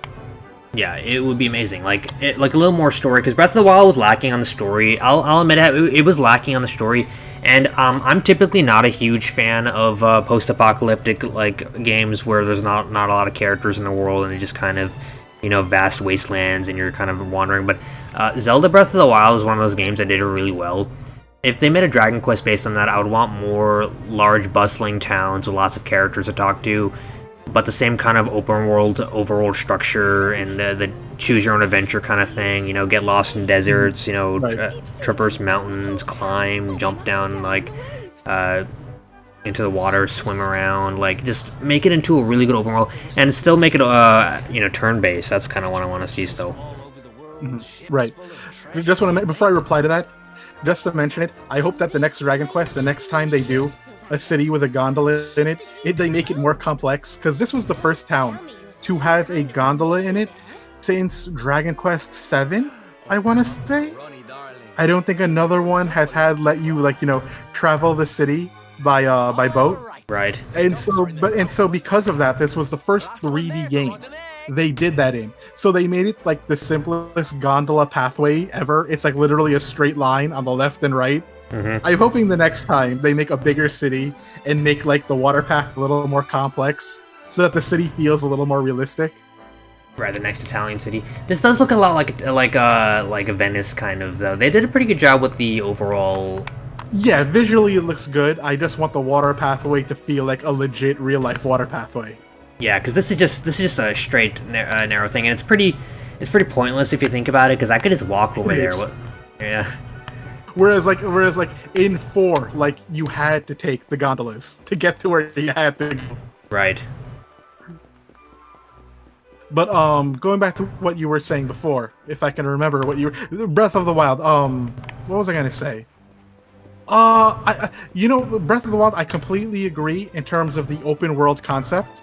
I just hope that the next game is that the stuff you find in the open world is more interesting. Like, I like the framework of Breath of the Wild. I just found the stuff you actually found wasn't always interesting. Because like I feel like, open world games have two things to it. The open world itself and the things you discover. And the open world itself in Breath of the Wild was fantastic. It was the things you found that were all a bit lacking at times. Yeah, I agree. Like, you'd go on these epic quests for some person, and your reward would be like food, like a salad or something would be your reward for doing something or like how every shrine was visually the same thing. Right. The shrines were too similar, and the payoff was not very good. And then there's the fact that the weapons would break after you use them, they break quickly. They break after like 5-6 swings, and it's annoying, especially if you collecting cool weapons in games. Like I'm playing Dragon Quest right now. I got all these different swords and stuff. I could choose any one I want. In Breath of the Wild, you're saving all the good ones because you don't want to use the good ones, and you want to save them for later. Right. So that's one of the biggest problems the game has. Like, I'm fine with durability. It just has to be fair. It has to be fair, and it has to be a chance to fix the sword later on, to fix the weapon later on. That's what I think. Mm-hmm. Yeah, like if there was like a smith to repair your weapons in Breath of the Wild, that would have made it a lot better. And I've heard people say, "Oh, it's a survival game. You're supposed to keep picking new stuff up and keep trying." But and then you throw in these legendary weapons that people don't want to end up using, and they end up stockpiling in their pockets for hours and hours, and they just end up never using. They beat the whole game without even using them. It completely goes against the whole game design, the part of the game design. So that's just a bad choice on their part, honestly. Mm-hmm. Yeah, that could have been done a lot better. Yeah, and I think Zelda has Breath of the Wild. I think it has a lot of story. It's just story not well done. Like, I'm fine with the idea of all the story being discoverable flashbacks. The problem was that the flashbacks weren't very good. That was my issue. Yeah, I didn't think the story was anything to write home about either. I thought, the main draw of Breath of the Wild was the exploration. The story was really lacking in my opinion, and I didn't like how, like, it's weird because I always say I don't like cutscenes that much, and I don't like stories that are too complicated. But Breath of the Wild had too little story, and it was all told through the flashbacks, essentially. Like I'm personally fine with the sparse flashbacks. They just have to leave an impact. They just have to be done in a way that, like, really says, okay, for all the journeying, that flashback to all the tragedy that happened, that really hit me. And that stayed with me. Because if you can do that, like, there are times where 3 hours of story can be better than like 30 hours. Mm-hmm. But you need to really make sure that every detail hits home. And I just don't feel the details hit home in that game. Yeah. I'm hoping the next one, because the sequel's coming out. That's one of my most anticipated games. I'm really excited for that. I'm just hoping they take all the complaints about the first Breath of the Wild and they try to fix them for the second one, because that could be like a legendary game if they just fix everything and make it just perfect, like a perfect open world exploration game. I'm really hoping all the theories about you literally work alongside Zelda in that game are true. Because if you're traveling the entire world with Zelda and interacting with her, that game will be precious. It will be. I will be disappointed if that's not the premise for the next game. Like, if you could talk to her, like party chat, like in Dragon Quest, you can chat with her whenever you want, and she's like always there with you. That would be so cool. Yeah, and like the closest game that's done that is Spirit Tracks. And everyone liked the concept of Zelda in that game, and if they could like turn that up to 11 for Breath of the Wild 2, it will be a memorable Zelda game. I agree. Damn, I wish we could hear more about that game. Yeah, maybe there was no E3 this year. I don't know. Is the Tokyo Game Show happening? Is that still a thing? Tokyo Game Show happened. The Tokyo Game Show is typically in September. Yeah, it's already passed. Right. It's just that with the whole bear bug, it's like nothing is like really memorable these days that's happening in public. Yeah, exactly. So I think if I have the magic, maybe I can fix. And there was one other thing I wanted to say about Breath of the Wild. Was it about the story? My memory's failing me today. I mentioned the flashbacks. Oh, the towns. You mentioned like the post-apocalyptic world. Yeah. I was expecting going into the game, you would have people like living in caves, living in fear, cowering. They're trying to rebuild society, but like nothing is like, but like they're always like afraid that Calamity Ganon is just gonna like erupt and kill everybody. And so what we got was the most mixed post-apocalyptic world ever, in that you have like this like grand evil in the middle, and everyone's just kind of walking around like nothing is happening. So it was like it was the most pointless post-apocalyptic world ever. It's true. The only thing preventing people from rebuilding society is just those robots walking around. But other than that, there's towns in the game, and people are just living their lives like nothing else, like nothing's happening. You know, it is not a very good post-apocalypse. And I've said this before, but I think post-apocalyptic settings in video games is kind of, it started off back in the old days as an excuse to not put a lot of characters into their games, because they can say, oh, you know, it's post-apocalyptic. Like original Legend of Zelda on NES is a post-apocalyptic game essentially, because there's not a lot of NPCs and they're all living in caves, like you said. This one, there's none of that stuff. There's towns, but there's not a lot of characters, you know. Right. That's an interesting theory, though, that the reason they made post-apocalyptic titles was to limit NPCs. That's interesting. Yeah, that's always been my theory on the reasoning behind the game design. So you got games like Fallout and what are post-apocalyptic games? There's that game Nier Automata as a post-apocalyptic game. You know, there's really not a lot of NPCs in that game. It's really just big barren wasteland. And I feel like it's just a clever way for developers to not have to put in a lot of characters into their game, because they could say, hey, listen, all those people, they're all dead. There's no NPCs in this game. I think Nier Automata did its post-apocalyptic world really well, though. Yeah, it did. It felt like a post-apocalypse. You know, all the buildings falling over and all the robots. There's a deep sense of melancholy in that world.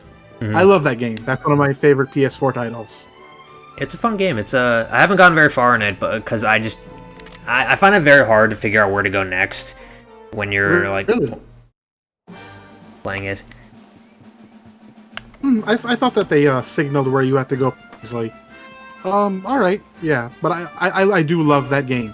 It's gonna be interesting when like all of like the top 10 PS4 titles lists come out, and it's gonna be like every AAA game ever, and my list will be like, here's my list of like Nier Automata and Dragon Quest XI and Yakuza 0. Yeah. RPGs. Same here. Like when I see people's top 10 lists, first of all, I've been whenever I see on YouTube top 10 RPGs of the generation, because those videos are coming out these days, I'm always like, all right, let's see what you put on. Let's see if you put Dragon Quest XI on here, and they usually do. It's getting its props, you know, from people, from the reviewers. I'm happy to see that. I'll probably do mine next year and make a lot of people angry that Persona 5 is not on my list. Are you not a fan of Persona 5? I think it's a perfectly okay game. Same here. I think it's a decent game, and the thing is, it's everyone's first Persona game. I've been a longtime Persona fan. I played all the games in the series, and Persona 5 was so similar to Persona 4, and Persona 4 did everything Persona 5 did a lot better. And Persona 5 is a game that takes a really long time to get started. Meanwhile, Dragon Quest XI, look, how much time do I have in Dragon Quest XI right now? I have 4 hours in Dragon Quest XI right now, and I'm already on to the 5th town. If this was Persona 5, I would still be in the intro section. I would still be, you know, figuring stuff out. Like, the mechanics of the game would not have even been opened by now. It takes way too long for that game to open up. It's game itself, you know. You feel so restricted for such a long time, and it makes a lot of sins that RPGs are not supposed to make. Persona 5 makes a lot of them. So I just have a problem with some of those decisions, you know. It's a lot of modern sins that, you know, like you have to go through like 4 hours of this, and I'll admit that that's a problem with Yakuza Like a Dragon 2. You know, it takes forever to get into that game's mechanics. It does, because the intro section, we were doing live streams of it, and my first live stream of Yakuza Like a Dragon was 4 hours long, and it's a movie, and it's like a 4-hour movie. It's a movie. It's like Nagoshi even said in that interview that I got translated that he literally just wanted This is a very common how I got into industry story. It's I wanted to make movies, I couldn't, so I decided to make video games that are movies essentially. You know, Kojima, Nagoshi, a lot of these guys make their games very cinematic because they really deep down just want to make movies. And Nagoshi wants to make mob movies, and he's doing that with Yakuza. So Yakuza does have a cutscene problem, if you ask me. There's a lot of long cutscenes, and they could tone that down a little bit, you know. I think you know, all of the other games never crossed the line for me. Like a Dragon was the first time I'm like, all right, you have gone too far. This cutscene needs to end. You need to keep it down like by 10 minutes. With the others, I never had that issue. I think there are a lot of reasons for that. I think the cinematography for games were. I don't know what happened, but after they adopted the Dragon engine, they got lazy with the cinematography. Like, I don't know if like you noticed this. I pay attention to it because I went to film school. But when you play like Yakuza 0, all of those cutscenes have like amazing cinematography. They change up the visuals all the time. Interesting. And once they started to do the Dragon Engine games, they got lazy. Like the cutscenes don't look. The camera work is just not as good. Interesting. And I think that like maybe not a lot of people like don't notice it on the surface. That's not what they're thinking about. But I do think that subtly, like they're picking up on it. Like it's Mr. Plinkett said it. You may not have noticed it, but your brain did, because it makes the cutscenes a lot more boring than the ones from the older games. At least to me. Now, by Dragon Engine games, you're talking about 6, 0, and Kiwami 2, right? Those are the only Dragon games. And not 0. Zero was still an evolution of the old engine. Right, the 0 was a 5 engine. The Dragon Engine is Kiwami 2 and 6 and 7, right? Yes, also Judgment and Like a Dragon. Right. Interesting. So, I thought Like a Dragon's cutscenes were pretty good. I liked Ichiban's story a lot more than like Kiryu's, and I felt really hooked onto the whole like the cutscenes just really did keep my attention a lot more than the Kiryu saga did. I don't know. I felt like Ichiban's story was so relatable. You know, that's kind of what I thought about it. I don't want to make a blanket statement that all of Ichiban's stuff is better than all of Kiryu's stuff, because Kiryu has like 6 games. Mm-hmm. I will say that if we're comparing directly Like a Dragon to Yakuza 1, then yeah, Ichiban's stuff is better, because I'll mention this when I do my Like a Dragon video. Like a Dragon is very much a remake of Yakuza 1. There are a lot of parallels between Like a Dragon and Yakuza 1. Like, both of the games begin the same way. You start out as a low member of a relatively low family in the Tojo clan. You start out running basically running errands all around you, and you end up in a situation that forces you to go to jail. Yeah. So the beginnings of both games are pretty much exactly the same. It's just that, yeah, I'll agree that Ichiban's is more detailed.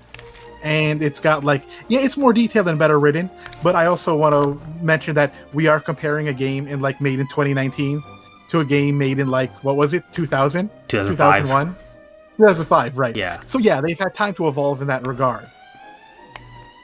Yeah, and it does seem like a remake in a way, like a reboot, because the parallels are just very striking, you know? Yeah, and I think that was done on purpose. Oh yeah, for sure. But I think if we're comparing all of Kiryu's games, I would still say that Yakuza 0 still has the best story in the series. Yeah, I like Majima's story a lot. I would never thought I would... like, here's the thing. I started 0 first. Zero is my introduction to the game, so I saw Majima as this really heroic character, and I liked Majima. Majima really stole the show in 0, you know? But then he changes a lot in the other games, and it's interesting. What do you think about that? Majima's character is a different experience depending on who you are. Because if you're someone who played the older games and you went to 0 and you see Majima show up and you're like, this is not the Majima I remember. What happens between now and then? Yeah. That completely changes him. But if you're playing Zero as your first game, it's an entirely different starting point. You're starting from this nicer, kinder, more tame Majima, who somehow becomes this mad dog of Shimano. All right. And that was my experience was essentially seeing this nice heroic, this just person who ends up becoming this crazy bastard, like this crazy dude, this Yakuza patriarch, and it was interesting. So I did like Majima's story a lot more than Kiryu's story. Every time I was doing Kiryu's story in Zero, I was like, oh man, when am I gonna play as Majima again? Also, Majima's fighting style was so fun. His breakdancing style is very fun, yeah. But I do like Kiryu's stuff really well, because I always enjoy trying to stun people with Rush with Kiryu, right. Just so I can get that one heat move that like hits everybody. Because there's a particular move that if you stun the guy, Kiryu will do a punch that like knocks everybody out at once, and so I would like always be aiming to do that. Right. But yeah, but I liked all. I like both stories in Zero a lot, for their own reasons. Like Majima kind of has this very interesting romance that's doomed to fail. Mm-hmm. And I do like Kiryu's story about a guy who's like ejected from the family and has to kind of make his way back, and of course gets into real estate. Yeah, it's funny because the series is called Yakuza, but in pretty much all the games, Kiryu's not even part of the Yakuza. He's like out of the Yakuza. That's every game in the series. It's a series called Yakuza where no one's a Yakuza. Mm-hmm. Like the only game where you play as a Yakuza is like that little side story in Kiwami 2, where like you actually play as Majima as part of the Majima family. Right. But it's all probably because in Japan it's called Like a Dragon. Yeah, it wasn't called Yakuza in Japan. It was called Like a Dragon. Then they renamed 7 to Like a Dragon here. Yeah, I think just what happened is that they thought Yakuza would be a much catchier title in the West. And it worked. At first it didn't. Like Yakuza 1 and 2 and 3 did not sell very well at all. Right. Zero was actually the game that sold well, and like got people into the franchise. Yeah, and the funny thing is, I've always meant to get into the Yakuza series when I was a kid. And I saw there were advertisements for it in the magazines, because there was some buzz about the game back when it came out in 2005. Not as much as there is nowadays, but there was some talk, and it's interesting how much the series has grown since it first came out. Yeah, I think it's become a master of what I call smaller open worlds. Like, rather than creating this gigantic open world that's kind of pointless and only has a few places you can enter, it instead focuses on creating this much smaller open world, but every area matters. Yeah, it's a dense open world with a lot of characters to talk to. Like, every corner has something to do. I agree. Like, these games are always so obsessed with making this huge open world to explore, but they have nothing in them. Yakuza does have a smaller, more dense open world that's more focused that I definitely prefer. And here's a complaint I have about the newer Yakuza games. In the older ones, one of the joys is running down the street and finding yourself running into a side story. And it's as if you ran into a random event that could only happen on that street, in that area, in that town. And what I hate about the newer games is that they show you where the side quests are. And I really wish that you had an option to turn that on or off from the beginning, because I don't want to know where they are. I want to run into them randomly, because to me, that's part of the open world. It's part of that density. Is that, you're just walking down the street, doing your own thing, and suddenly you run into this event that is so specific to that zone, to that street, to that neighborhood. That it could only happen there, and you could only run into there, and it develops the open world, right? And so it every part of that it gives every area character, and so if you know that the side story is there, you're not running into it. It's not this moment of chance that you happen to run into this thing. It's something like, oh, I'm walking to a side quest.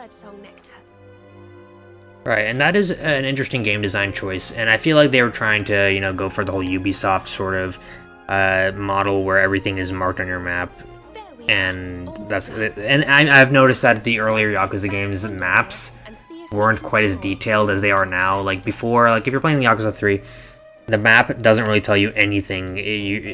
For the most part, it just tells you where the shops are and everything, but you have to figure most stuff out for yourself. It doesn't really spoon feed things to you. Right. And so I wish that were like you could turn like it said, hey, do you want side quest markers on? Yes or no? I would say no. And I wish they just if they gave you the option, that would satisfy me. So there isn't an option even. Maybe there is in the options menu, but I didn't even bother to check. I was like, all right, if you're gonna do this to me, I'm just gonna roll with it, I guess. Yeah.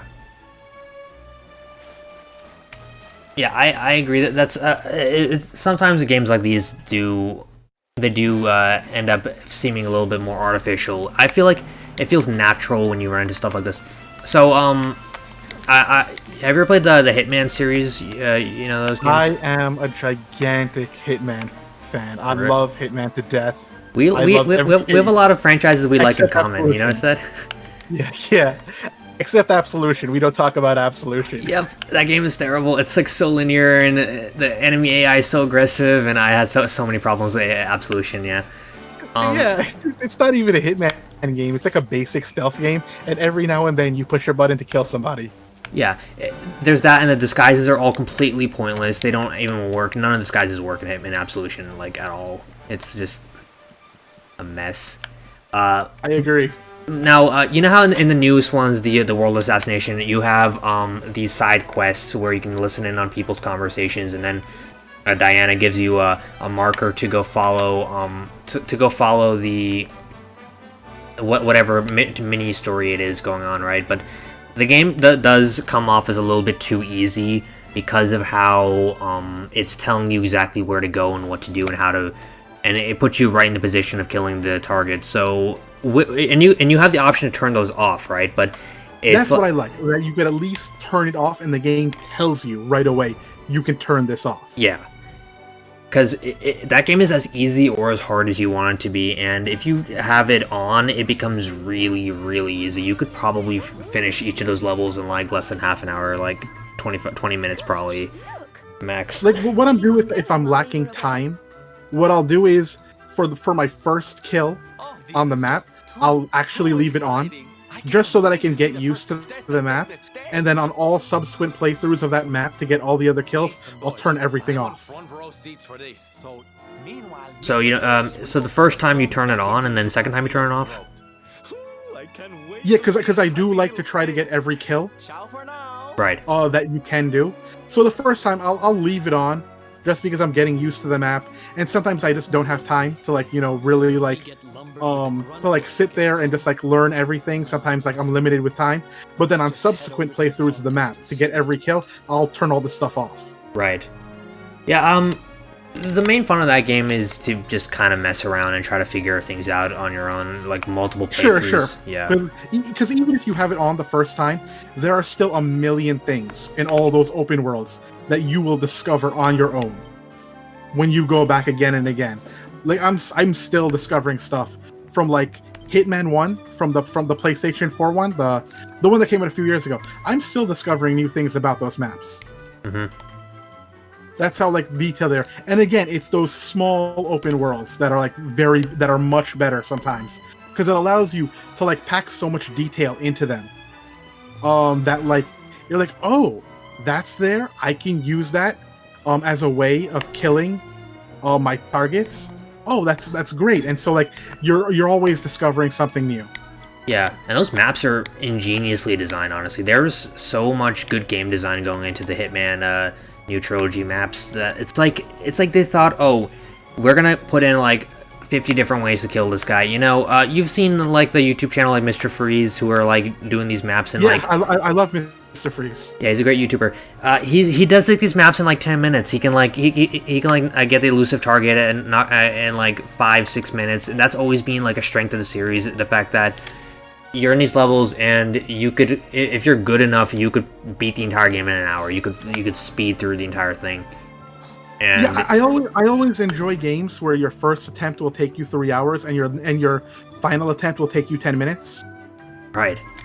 And like even like this game, Dragon Quest 11, that's very similar to that. You know, you could speed this game even if you're good. If you're skilled, like that's one of the reasons I don't like Persona 5 is because it just takes so long, no matter what your skill level is.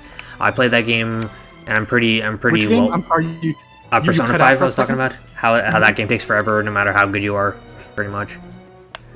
You know what annoys me? I think we can both talk about this. How people will say every Dragon Quest the gameplay is the same, but they'll totally love Persona 5 even though the gameplay has not really changed that much from like the last few games. Yeah, exactly. And even though Dragon Quest, it's high hypocrisy. it is, because they're both turn-based RPGs, and they both. It's not Persona's. Persona does the most interesting thing about Persona 5 is the elemental weakness that you have, and it's the same. The same And that's thing. it's from every SMT game. Yeah, it's pretty much just a series staple. With Dragon Quest, it's more like Dragon Quest introduces so many cool things, like the pet power system. You've got what are cool stuff. There's in DQ8 there was getting psyched up, and you get these cool psych moves. You get the coup de grace in Dragon Quest 9, and then there's the people don't even think about the class systems, how those change, and how building your character is. Yeah, the class system. Yeah, it gets incredibly interesting in some games. For 11, just the existence of Eric is like fine for me, because like Eric is the most fun character to have on your team, because doing those late game bosses and trying to build Eric up, trying to get the poison on the boss or poison or whatever the ailment is, getting Eric to triple himself, to multiply himself, and then making him take advantage of the ailment with one of his moves that take advantage of poison or whatever. That's some of the most fun I've ever had.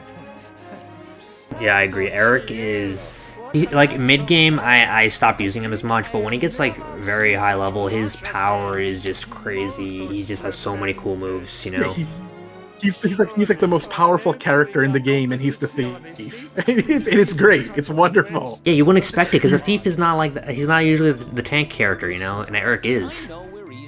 Yeah, Eric is like somehow becomes this high DPS character that completely like tears apart bosses. And it's like if you're playing on stronger monsters, it's tense because it's not guaranteed to get poison or whatever on the bosses.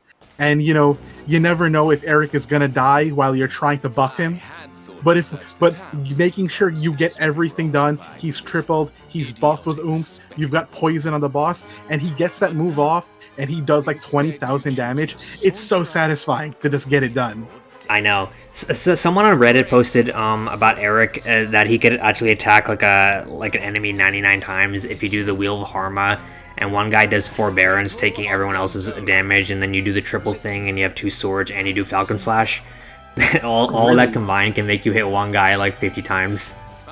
That's incredible. I wonder if there's a video of it. I'll have to look that up. Yeah, I think they posted a video of it. It wasn't very high quality. I could try to replicate it when I get there, but it's pretty cool. Yeah, somebody asked earlier in the chat who's your favorite character. I would say in 11 from just a gameplay standpoint, I love Eric. I think just some of the most fun I've had in RPG in a long time. Yeah, Eric is like a must-have for the entire thing. I even mentioned in my review that I like Eric as a character a lot and how he presents himself as a player. Did you watch my last review, or you didn't watch that yet? I don't think I watched it yet. It's doing pretty good, actually. Actually, Square Enix gave me an early review key for that, and I've been playing it a little bit longer than everyone else, so that was cool. fun. Yeah, I actually got that opportunity. So the thing about Eric, what I said in the review was that he's kind of like he's like, you know how every video game usually has like a sidekick. Whenever video games have silent protagonists, they typically have sidekick characters who tell you what's going on, and they try to explain the mechanics, and they try to explain where to go and about the world and the lore, but they do it in a very weird, condescending way, like the fairy from Legend of Zelda: Ocarina of Time. It's always like, oh hey, listen and stuff. Well, Eric fills that void, but he does it in a very non-condescending way where he feels like your friend is just explaining stuff to you, and And if you want, and he like knows everything about the world. He knows about Dirk, he knows about Heliodor, and he knows all the politics of this world. And he explains it to you, and he tells you where to go, and he always has the hints for you, and he's always kind of there for you, like kind of like a brother, you know, to the main character. Yeah, there's definitely a bromance going on. Yeah. There's a lot of brotherhood going on between the main character and Eric, and you know, you spend the first couple hours with just him alone, and then you start picking up everyone. But you spend the most amount of time alone with Eric, you know, hanging out with him, you know, bonding with him, going through shit with him, you know, breaking out of jail with him. It's like these two are like a dynamic duo, you know.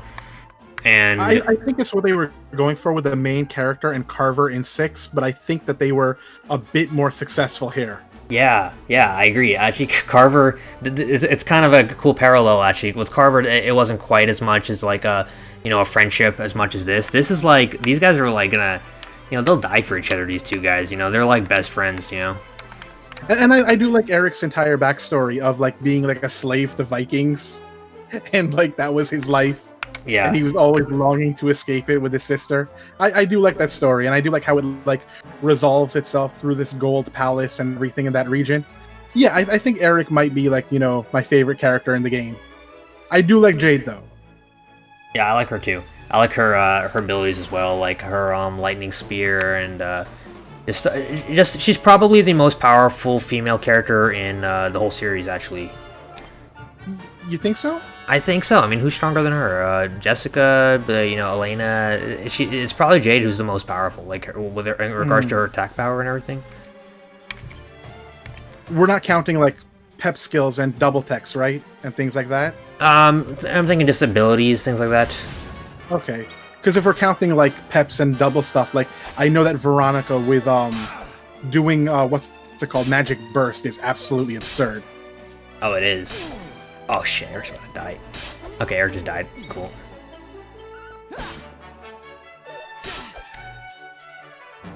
Wait, are we even meant to win this fight? I feel like this is one of those fights you're scripted to lose. Yeah. I think so. It's been a while since I've done this section. Yeah. I've seen some like hacks and things about like these kind of fights, and some of them are possible.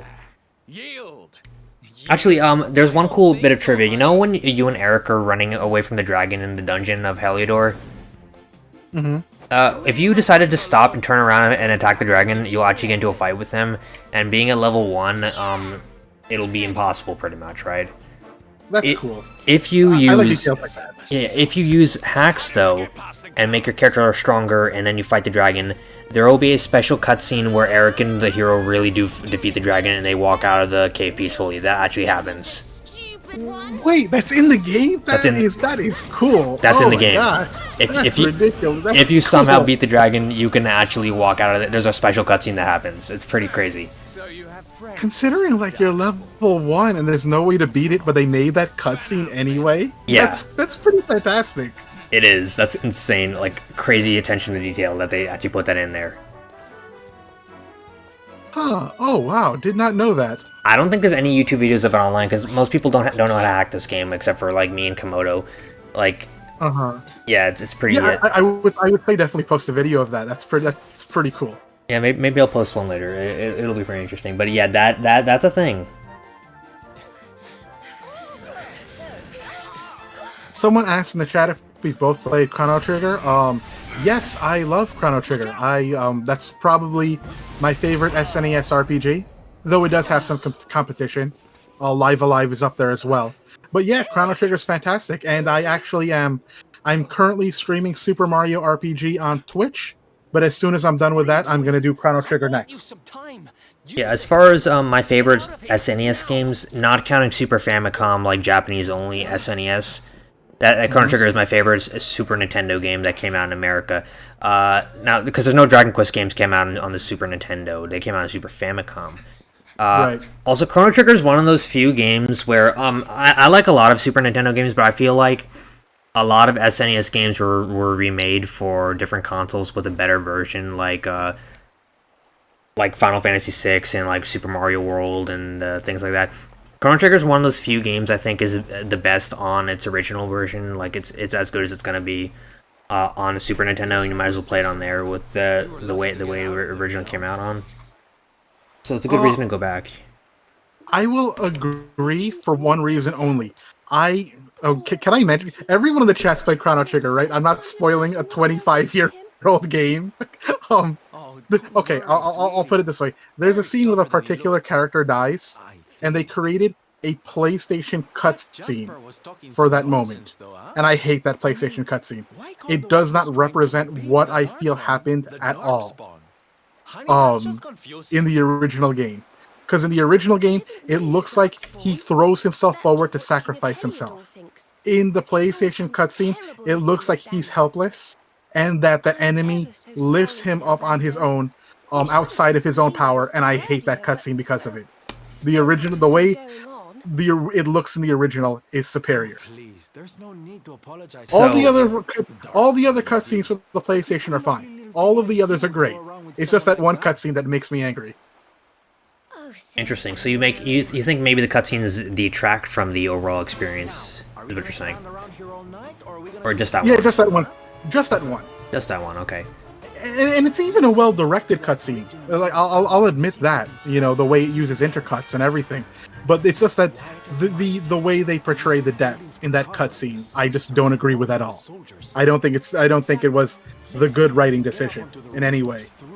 And I get that. And the thing is, the original creators of Chrono Trigger were not working on the PS1 version, so it definitely could have conflicted with the original vision of what the game was supposed to be, Right. Because I think wasn't Sakaguchi already out of the company, and Hori was already busy with his stuff, and by the time... Yes, Sakaguchi was a producer by that point, so he was helping on multiple games, and I don't know if he was getting ready to try to establish Square Movie Studios yet, but I knew, but that did become a concern at some point.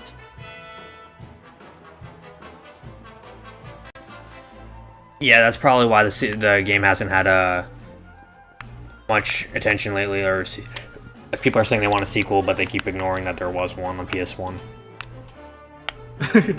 I like Chrono Cross, but I don't consider it a good sequel.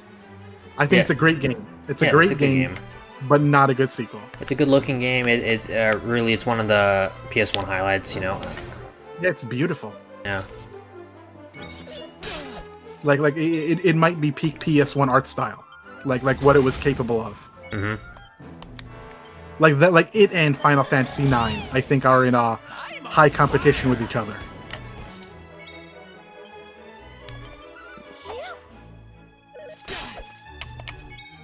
What do you think of stealth sections in games that are not stealth games? I hate them. They're terrible. I mean, I don't like stealth sections in games that are not stealth games, or games like stealth sections where you can't crouch or crawl or actually do like stealthy stuff. It's dumb. It's like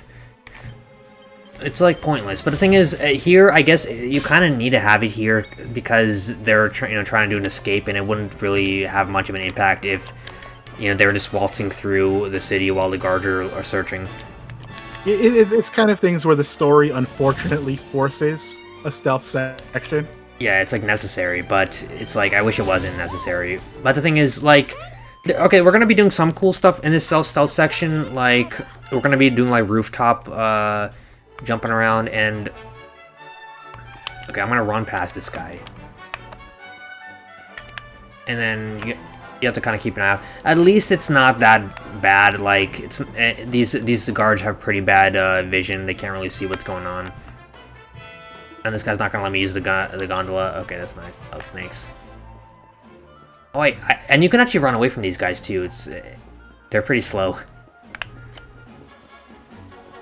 Like, I think the only game that wasn't a stealth game where I liked the stealth section was Wind Waker, but that's because they actually added stealth mechanics, like hiding in barrels and stuff. Right. That kind of made it fun and amusing. Someone's mentioning the other like bromances in the series. Yeah, Yangus is a really cool bro. That was a good bromance too.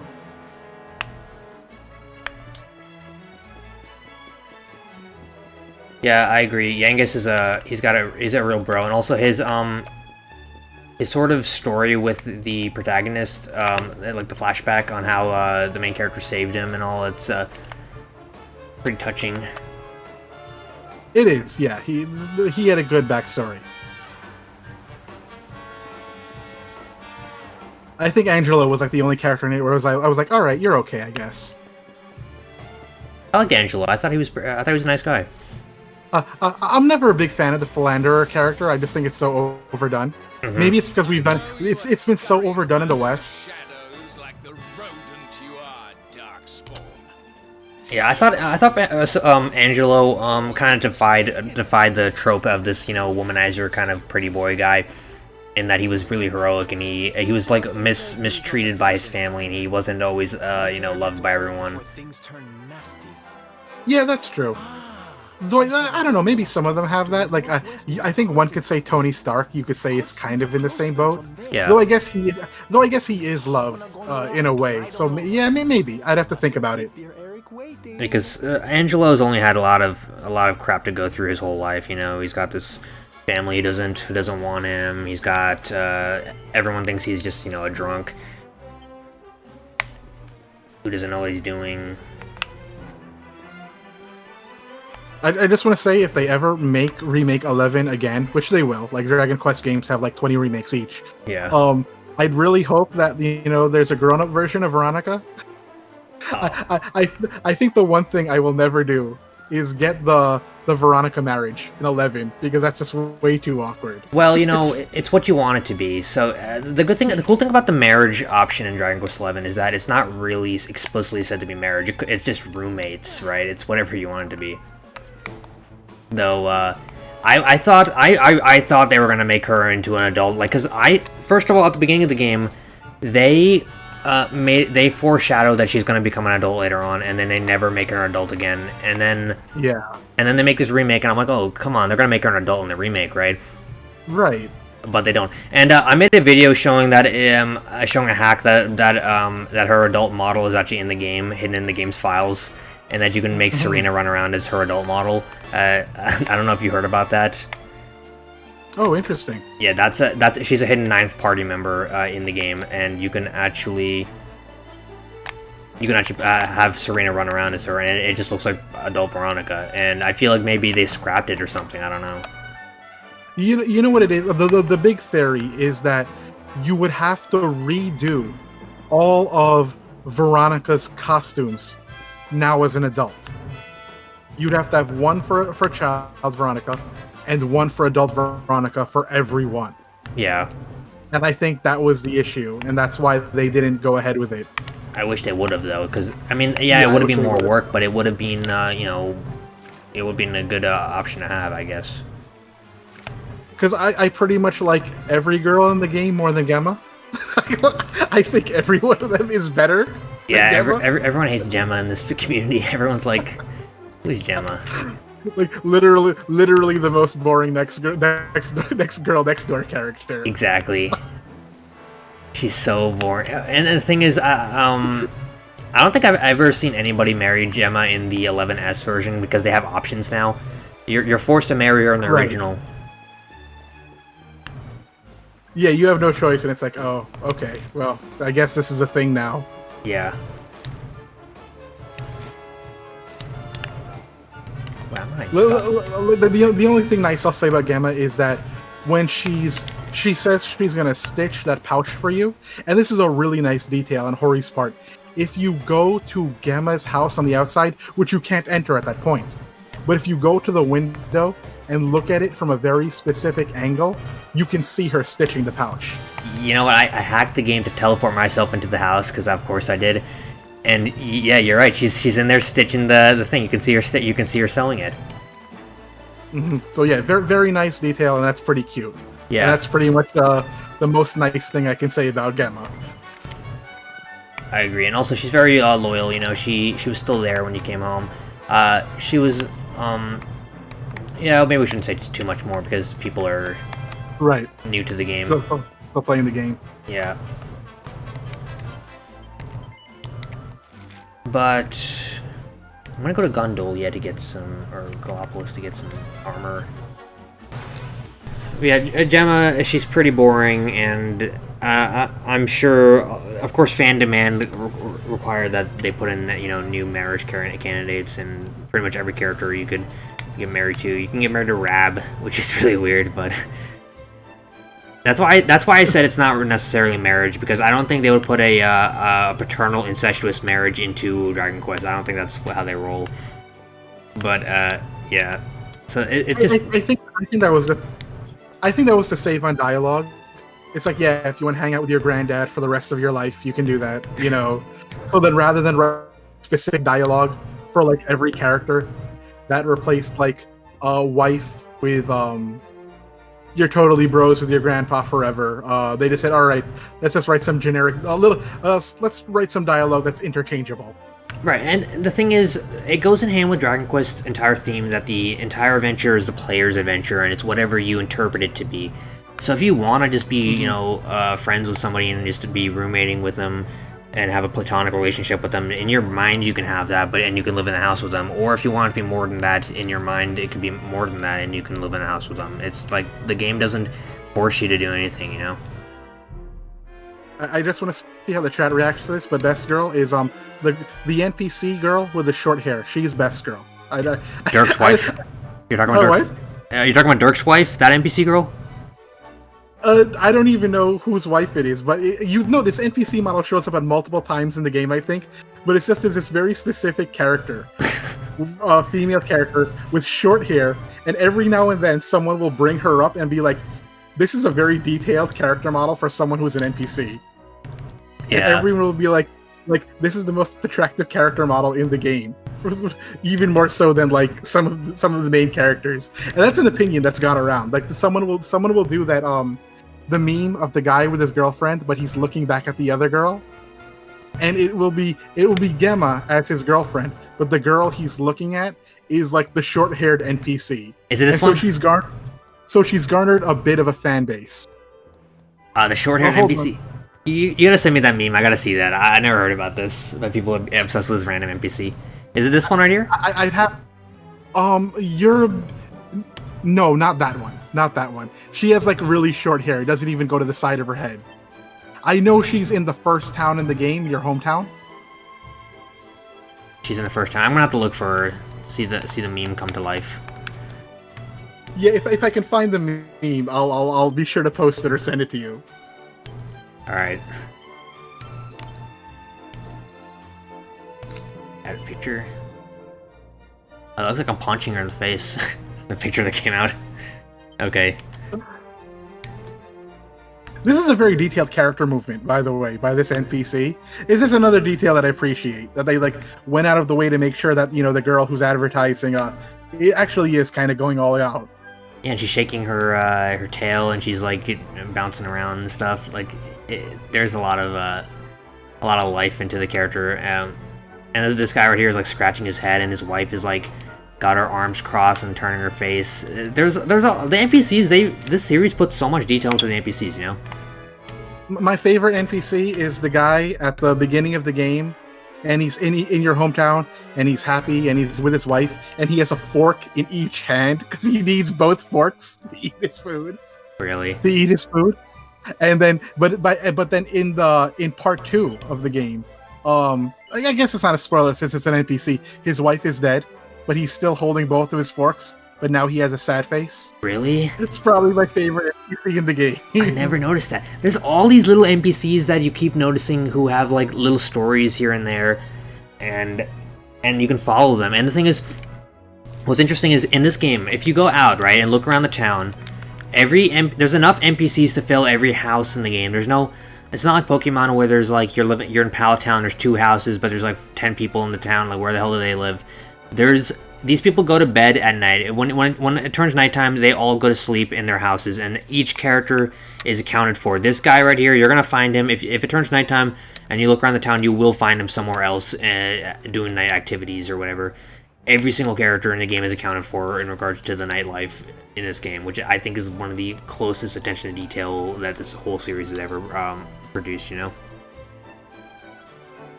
Yeah, it's really good. I will say that I wouldn't say 11 has the best NPC dialogue, but it's still pretty good. Yeah. Because I think what happened, and this especially began with 8 and 9, is that, you know, towns got bigger and bigger and bigger and bigger. And as they get bigger, you can't make everyone equally detailed like you used to. Mm-hmm. Because I do know that Hori pens a lot of the dialogue himself. Yeah, that's what I heard also. And I would like it if, like, maybe he is already sharing the work, and that's why it's like, it's you know, it's not always equal quality. But I do hope that, you know, whoever his successors are, that they can, you know, really like take up his style and make it as, you know, as good as it always is. Exactly.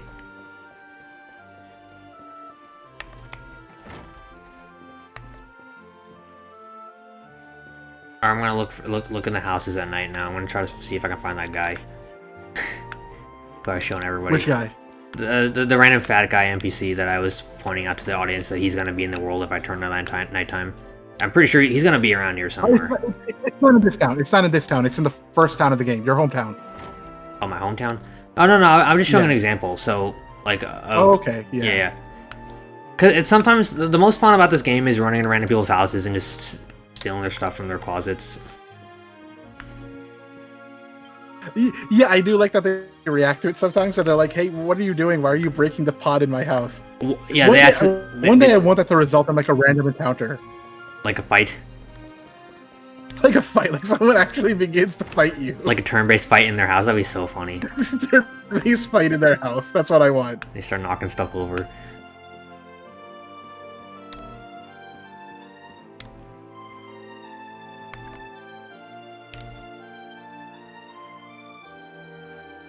Oh, look at this.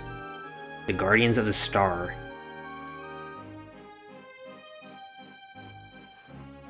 The stream on YouTube is a little behind, so I think you're ahead a little bit. Yeah, there's some foreshadowing here. That's interesting. There's a lot of foreshadowing. Yeah, yeah, there's a bit of foreshadowing of Colossus and stuff. Yeah, there's a lot of foreshadowing in this game. Like, if you play it a second time, this is the kind of game you do want to play a second time, because you will notice so much foreshadowing towards the end of the game that will be through books and people talking and little bits of dialogue here and there. Alright, so, I was gonna try to explain to everyone how characters will pop up in the nightlife who are in the morning, but it's like I can't find that fat guy. What the heck? Where'd he go? Alright, maybe he's somewhere else. Maybe he's at the circus. And you can't go into the circus either, right? Yeah. What was I going to say? Can't find the meme right now, so yeah, I will. I'll try to find that later. Yeah, I know that it was on Reddit. That's like a Dragon Quest like in-game joke or something. Like everyone's talking about that. Yeah, there was like an entire topic where people was like, "Yep, this is the best girl of the game," and people are like, "Yeah, I agree. She's actually kind of well designed for an NPC." Alright, this little girl right here, we barged into her house just a second ago at night, and she was having dinner with her family, and now she's outside talking about her father. It's that little bit of detail, you know. Her dad is one of these guys, I think. He might be this guy, I think. Yeah, I like that everyone is accounted for, and I feel like Pokemon needs to take more from Dragon Quest and Final Fantasy. I think that Pokemon, if it wants to get better, it should go the route of like taking its NPCs and making them better. Because there are so many of them. Pokemon already has its own charm, out of which I feel like the characters are trying to speak out of. It's just that no one is trying to write and give them good dialogue. Give them good dialogue. And I feel like Pokemon really does need to go the Dragon Quest route with like individualized cities with really good stories, rather than like what they tried to do in like X and Y. With like this plot that nobody cared about, with this villain that nobody cared about. Yeah. I can't even remember who the villain of X and Y was. Who even... I can't remember anything about that game. Lysander, I believe was his name. He's a red-haired guy? Yeah, the red-haired guy. And he like tried to get the laser to kill everybody, I think it was. He's trying to kill everybody. It's so ridiculous. These guys who are like just professional animal fighters and they're trying to destroy all of humanity. Amazing. Okay. That's why Gen 5 story in black and white was actually really good, because it you had this grand story, but it actually had to do with the Pokemon. Yeah, it's about a guy who... is this ethical? Are we doing the right thing? Yeah, exactly, because if you think about it, Pokemon is a really messed up game, because you have these people, right, you have these creatures who are sentient creatures who have their own societies and languages. They talk to each other, and they have like sentience, and they have intelligence, and you are taking them and shoving them into little balls to use to fight each other for money, essentially, and you're like having these little kids do that for fun, and like there's some ethical issues regarding that. I'd say, Sure, and I think 5 dealt with the issue is that the Pokemon want this as well. They want to be a part of battles that for some reason that we don't quite know, though we can get into the lore. But the like Pokemon want to be raised. Like the Pokemon want to be a part of this. They want this relationship with humans, and that Team Plasma was completely ignoring that. But and I thought that was an interesting way of dealing with the problem. Yeah, and it all, yeah. Well, I'm gonna say bye to True Alfarius. He's one of my subs. Hope you have a good night. And someone mentioned that the X, Y, and anime was better than the games and other seasons. I agree. X and Y was really well written. That was a case where the anime was much better than the games. Because they actually tried. They tried really hard to make it well written and make it enjoyable. Yeah, X and Y was pretty whack. And you're saying that the anime was better than the game for X and Y? The anime was much better. It's very enjoyable. Even if somebody put online what the most don't want to watch all 200 episodes of X, Y, and Z. Someone did do a list online that shows the most important episodes to watch, and you can just follow that guide and get the best out of X, Y, and Z, because they did a really good job. The animations are really fun, because the Pokemon battles in previous seasons, it would the good ones are few and far between. In X, Y, and Z, every battle is a really good looking battle. Interesting. I haven't watched the show in a while. I haven't watched it since the Generation 4 anime. I think I kind of stopped then. But I heard that it was pretty good. The Generation 7, was it? Or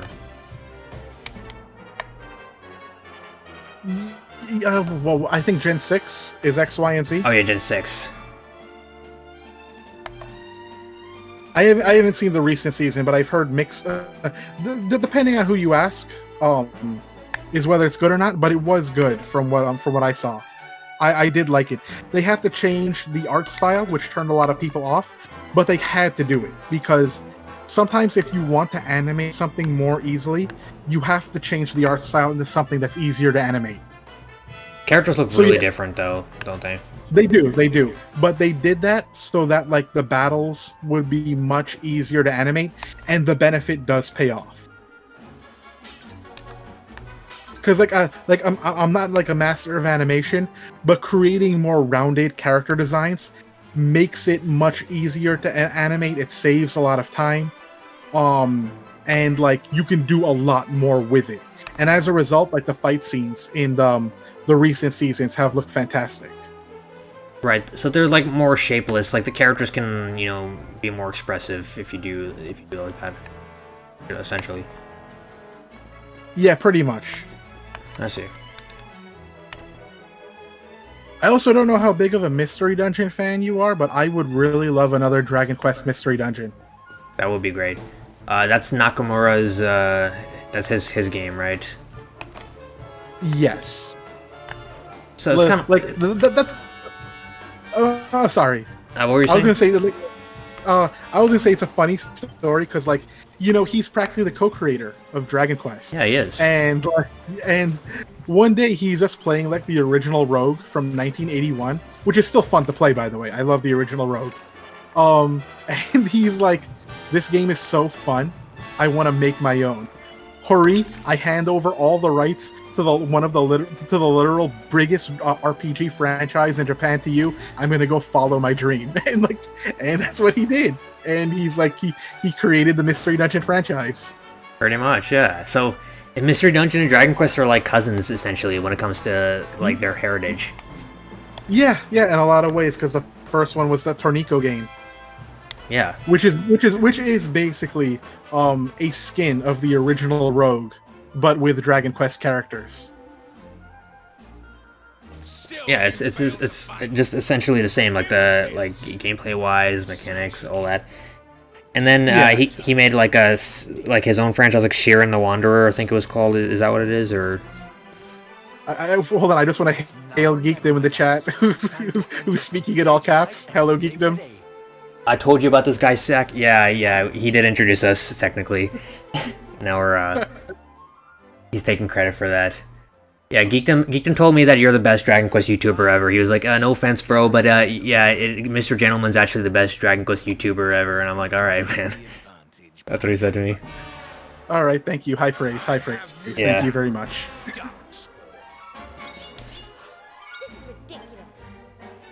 Here we have Jasper.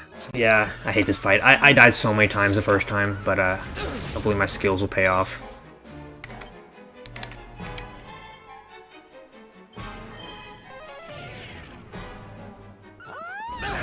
Oh, I forgot that he dual wields here.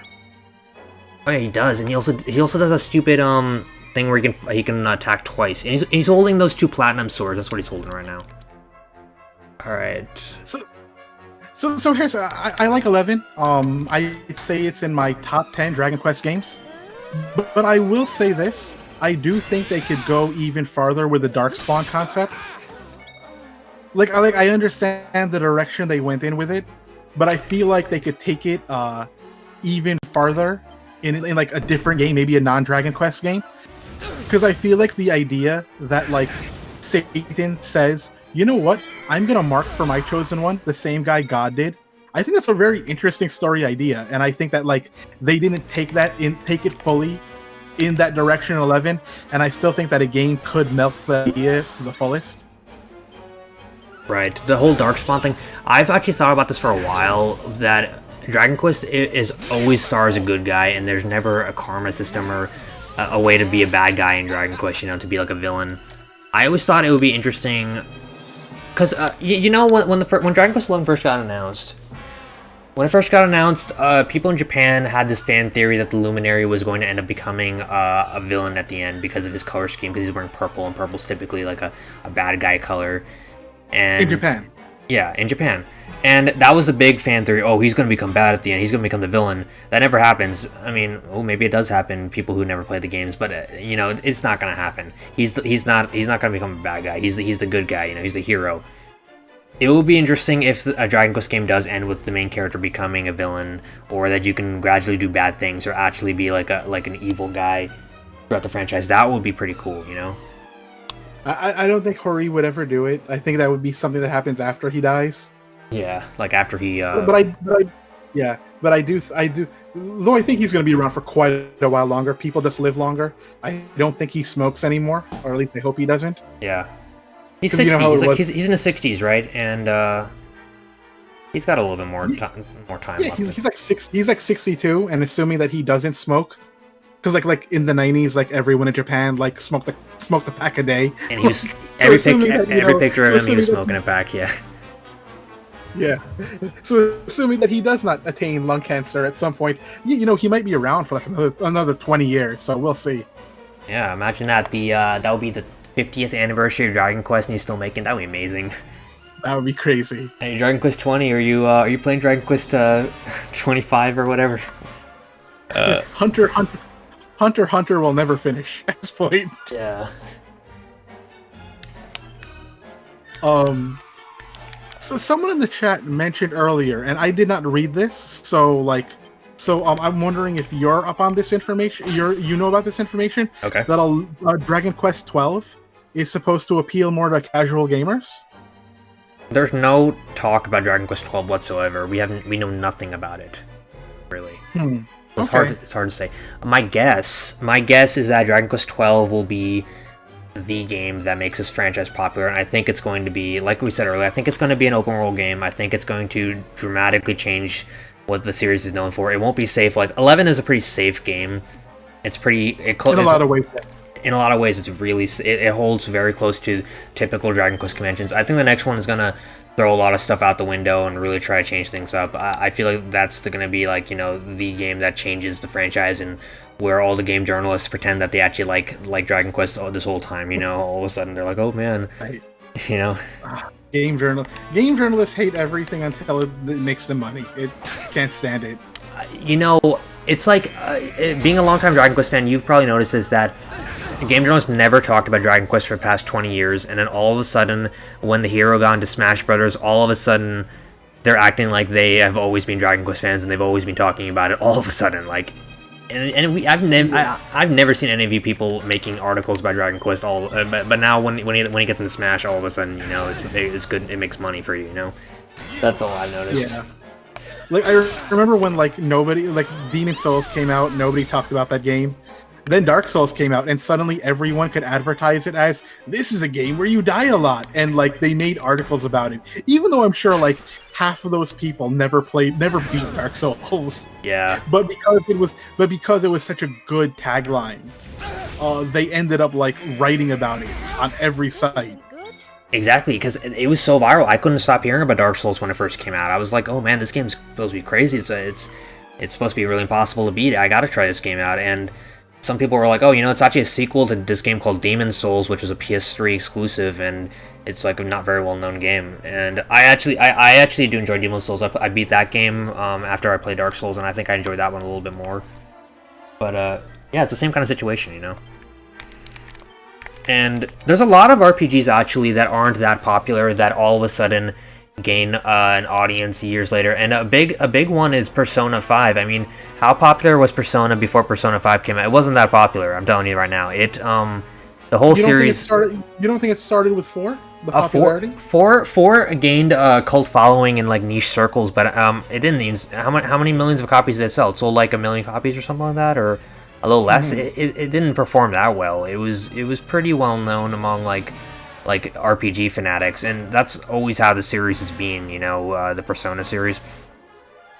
It's always been a hardcore thing where people who are in the know usually know what the deal with this game is. But the mainstream people only started paying attention to Persona when 5 came out. I noticed. I don't know.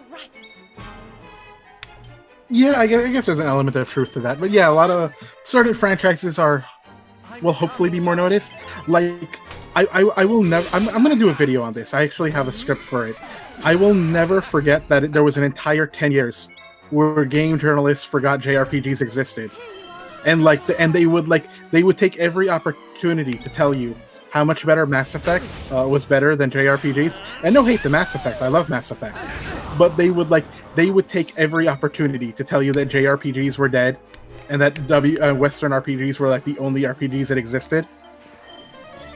And it was just a sheer 10 years of that with game journalists.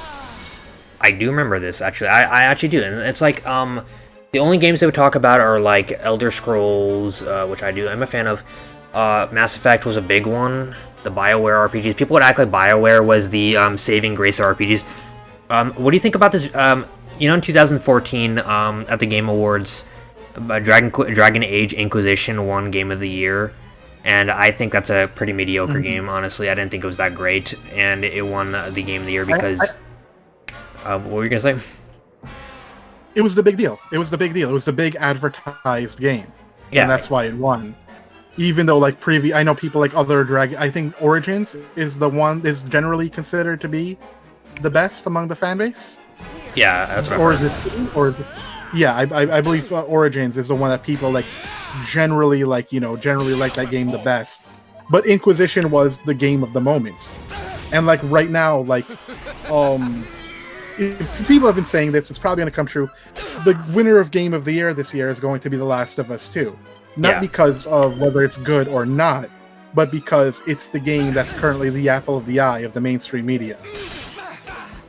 Exactly, and it's and I've heard a lot of people just say they don't like. I didn't buy it personally because I've just lost interest in those kind of games. Those the kind of game that is. I like the first one enough, but if I were to guess what should win Game of the Year, shit, died.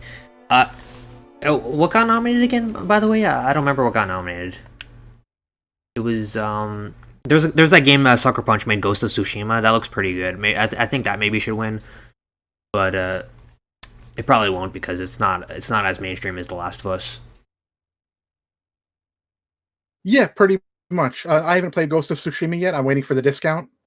Probably should have gotten it for Black Friday, but the next time there's like a good discount, I'll probably pick it up. Same here, yeah.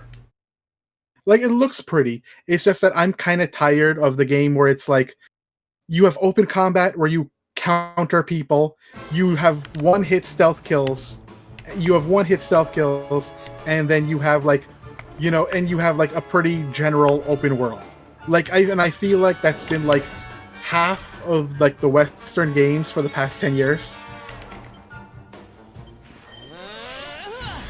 Yeah, it's like Assassin's Creed kind of. Like Assassin's Creed started all that stuff.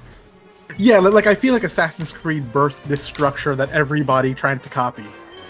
Yeah, it absolutely did. And I mean, I think the first three Assassin's Creed games have their own charm, like, presenting history for people, and it's a good game series. But the thing is, every game franchise, open world game franchise, has been essentially copying Assassin's Creed with the whole parkour thing, and with the open worlds with these towers and bases to infiltrate and things like that. There's a lot of that in most modern games. Ghost of Tsushima looks like a ninja version of Assassin's Creed, like a samurai version of Assassin's Creed. Yeah, samurai. If people say it's good, I'll give it its fair shake when I get my hands on it. Yeah. So I'll definitely see like if it differentiates itself well enough. And it does look good. I like the developer a lot, Sucker Punch. They made Infamous 2 was one of the best PS3 games. I think that game is amazingly good. Like, that game is so good. Infamous 2 was fun. I felt like the third Infamous game was like, it had some good points. I felt like the powers were a bit generic. Yeah. Like, they didn't function differently enough. I feel like they should have focused on one power, instead of making the guy have the ability to absorb powers and use different kinds of powers. I felt like if the guy just had electricity powers, it would have been a perfectly fine game, And I just and that was one of the earliest games to kind of have like the modern PS4 like look to it. So Christian Lopez asks, what do I think about The Witcher 3? I think Witcher 3 is a really great game. I think it's third, and I know that this might be sacrilege, but I think it needs to be mentioned. The third act is weaker than the first and second act. The Witcher 3. My brother's playing that on the PC right now. I haven't played much of that. I played a little bit. I got stuck. Really excellent side quests, I will say. Yeah, I got stuck in a cave in that, and the thing is, it's not like Dragon Quest where there's save points and you die and you just wake up at like a church. If you die in The Witcher, you wake up at wherever you saved. So I'm stuck in a cave with not a lot of health, and I kind of keep getting killed by the boss. So I'm not really sure where to go next. That's kind of my problem. Yeah, you kind of make sure you gotta prepare. Yeah. But yeah, I think Witcher 3 is a really great game, though I do think that Witcher 2 has some things over it. You think it's a better game? I'd have to think about it, but I do think Witcher 2 does some things better. Okay. Because I do know that there are a lot of people who have played Witcher 3 but have not played the first two. First game is really jank. It's a good game, but it's really jank. And I also think that the fighting system, the combat system of Witcher 3 is less ambitious than the first two games. Yeah, it's a lot more polished, but it's not as ambitious, and I don't think it's as interesting as the first two titles. I never played the first two titles because I wasn't a PC gamer back then, and those were not on PS3, right? So I never got a chance to play those. I think Witcher 2 I think Witcher 2 came out for Xbox. Yeah, it was Xbox One too. Yeah, Witcher 1 was PC only though.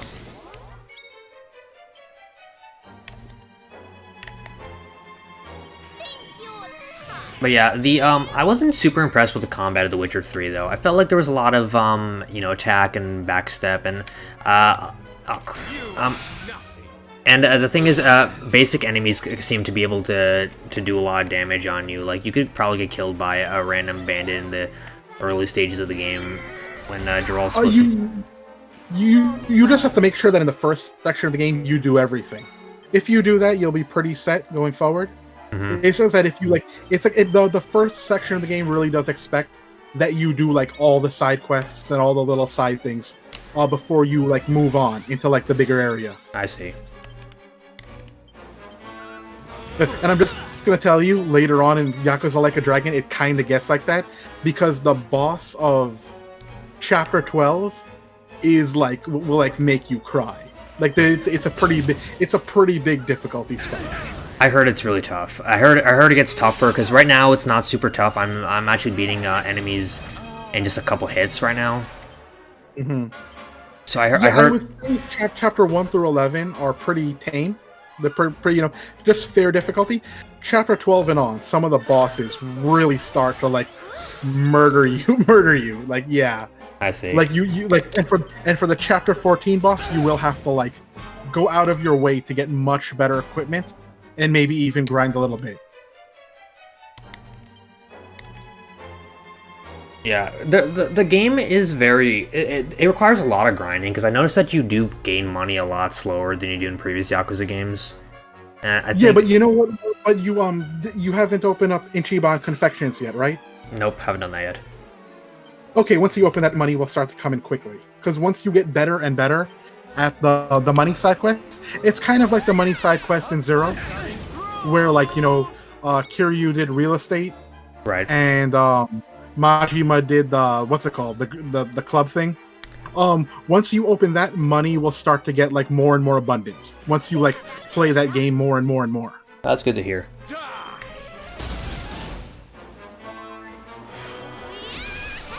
The what's it called? The little like money making system is also a lot more in depth than previous games. It's like it really does like force you to like sit down and learn how to work it.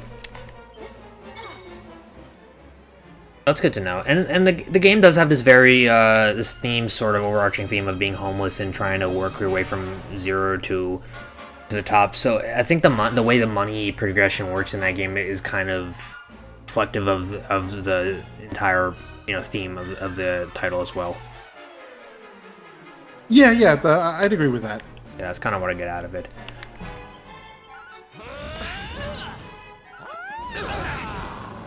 Still on this Jasper. Yeah, it's pretty. It is a bit of a difficult spike, if I remember correctly. It's a spike, yeah. It took me forever to be in the first time, and he has his stupid parry, like, and he can also attack twice. It's so unfair. Alright, but it's fine though. I feel like my experience with the game should allow me to do better. Plus, my character's a lot stronger than you would expect. Level 18 is pretty high for this part of the game. Mm-hmm. Are your other characters low? I don't remember if that's a standard level. I grinded the demo like crazy to the point where my character was at level 17. So the other characters, yeah, he's just really high, that's all. I see.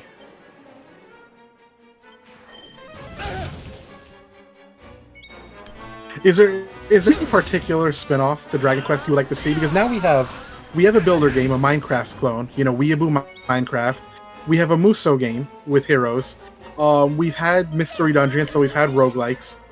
We've had monster games, and and now we have like the strategy game with monsters. Is there any particular spin-off you would like to see? I've never thought about that. It's a different kind of spin-off for Dragon Quest. So they've done a lot of different things. They've done like even board game, like Monopoly. They've done the Pokemon spin-off. I have to think about that. What else could they do? Do you have what would you want to see? I would like to see what a Dragon Quest stealth game would be like but you play as a monster. That's stealth. I don't know how it would work, but I think that could work out. That's interesting. So like a game where you're like a slime and you're trying to like sneak around the town and that would be fun. That would be fun if you play as a slime trying to sneak around. Someone mentioned the Dragon Quest fighting game. That would be fun. Oh yeah, fighting game. Yeah, fighting game would be fun. Yeah, a Dragon Quest fighting game and a Danganronpa fighting game. I think I would absolutely go for a Danganronpa fighting game. That was actually rumored. The creator of Danganronpa said that if he ever came back, he'd want to do a Danganronpa fighting game. He's gone for good though, isn't he? He has his own company now, or what's the deal? He's doing something for another company, I believe. What's that? The Tukio Games, is that his new company, or?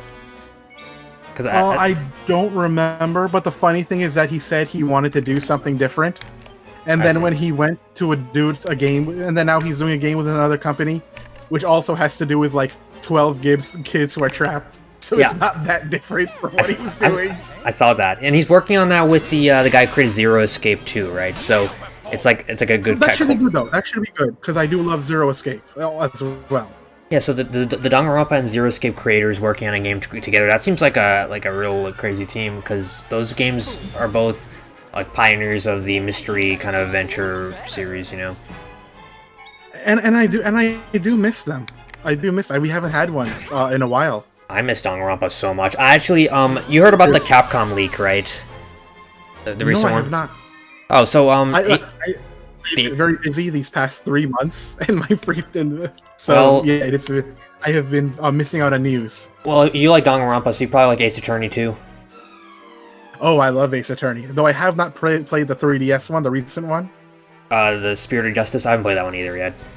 But a Capcom leak, actually a cyber attack leaked a bunch of confidential stuff from Capcom, and they revealed that the two Japanese ones, the Great Ace Attorney, are getting localized, and yes. Oh, that sounds so good. That sounds great.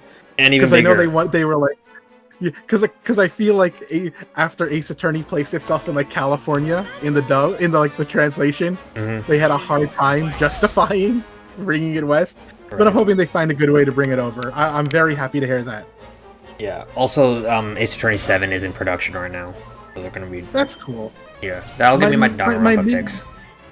My biggest issue with the recent Ace Attorney games is that I don't feel the cases are as engaged in as many twists as they should, and there aren't as many red herrings, which made the cases like so good. It's so good. Right. Like that was really missing in like Phoenix Wright versus Professor Layton.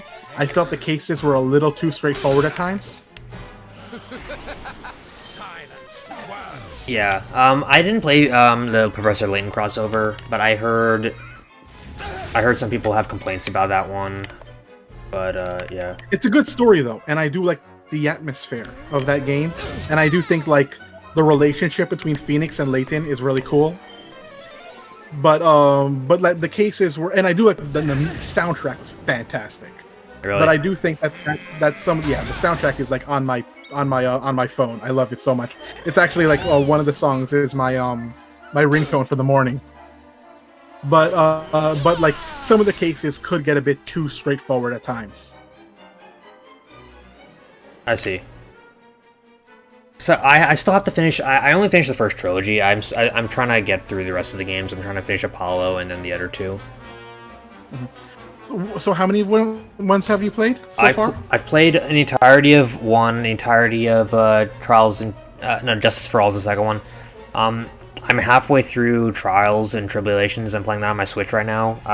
That's a pretty long gap I took between the series. I finished 2 a while back, and I bought the 3DS versions, the 3DS games also. I'm going to play those after I'm done. Yeah, Justice for All is that game where it's like the first 3 cases are like, yeah, yes, these are okay. And then the last case is like, this is amazing. This is peak Ace Attorney. This is what this franchise should be. That's good to hear. You played the second one, right? The last case is the best case. Yeah, Justice for All. I played the last case of that, yeah, on my phone. And that case was absolutely fantastic and made up for all the other flaws in that game. Exactly. Actually, I thought most of the game was pretty dull until the final case. I thought the first game was a little overall stronger than the second game. Yeah, that's the general opinion. The first 3 cases are like, these are okay, I guess, and the last case is amazing. Trials and Tribulations is a very good game. It's generally considered one of the best in the series. I'm getting that right now. I feel like it is. Yeah. I would say my favorite game in the series though is the second Miles Edgeworth game. That game is excellent. Really? Yeah, because the first Miles Edgeworth game, it's good, but it has a lot of issues. There's a lot of Do you know what Flanderization is? What'd you say? Do you know what Flanderization is? No, I don't. Are you all right? It's when you take a character, but you end up, and that's usually multifaceted. They're a really well developed character, but you end up just focusing on one aspect, and it's named after Ned Flanders from Simpsons. in which they like at some point they just took one aspect of that character and exaggerated it and removed every other detail that he had. And one of the problems with the first Miles Edgeworth game is that every character is flanderized. Like Edgeworth, they just kind of focus on him being mean at times, and they go too far with treating Detective Gumshoe like an idiot. So like there are just these particular aspects that are like hyperbolized a little too much. And in the second Edgeworth game, they made it a point to fix that problem, and in the process, just ended up writing one of the best stories ever. It has some of the characters' best moments, like Gumshoe. It's his best game, Detective Gumshoe. He has like incredible moments, like really prove why he's a detective, and he gets like a backstory about why he became a detective and everything. So yeah, it's a really good game. I see. And so he's not like just an idiot the whole time. He's actually a little bit more clever in that one. I haven't played the second. I haven't played either of the Miles Edgeworth games yet. The second one is in English. They localized it. No, but there's a very good fan translation. All right, I'll check that out. Definitely download that.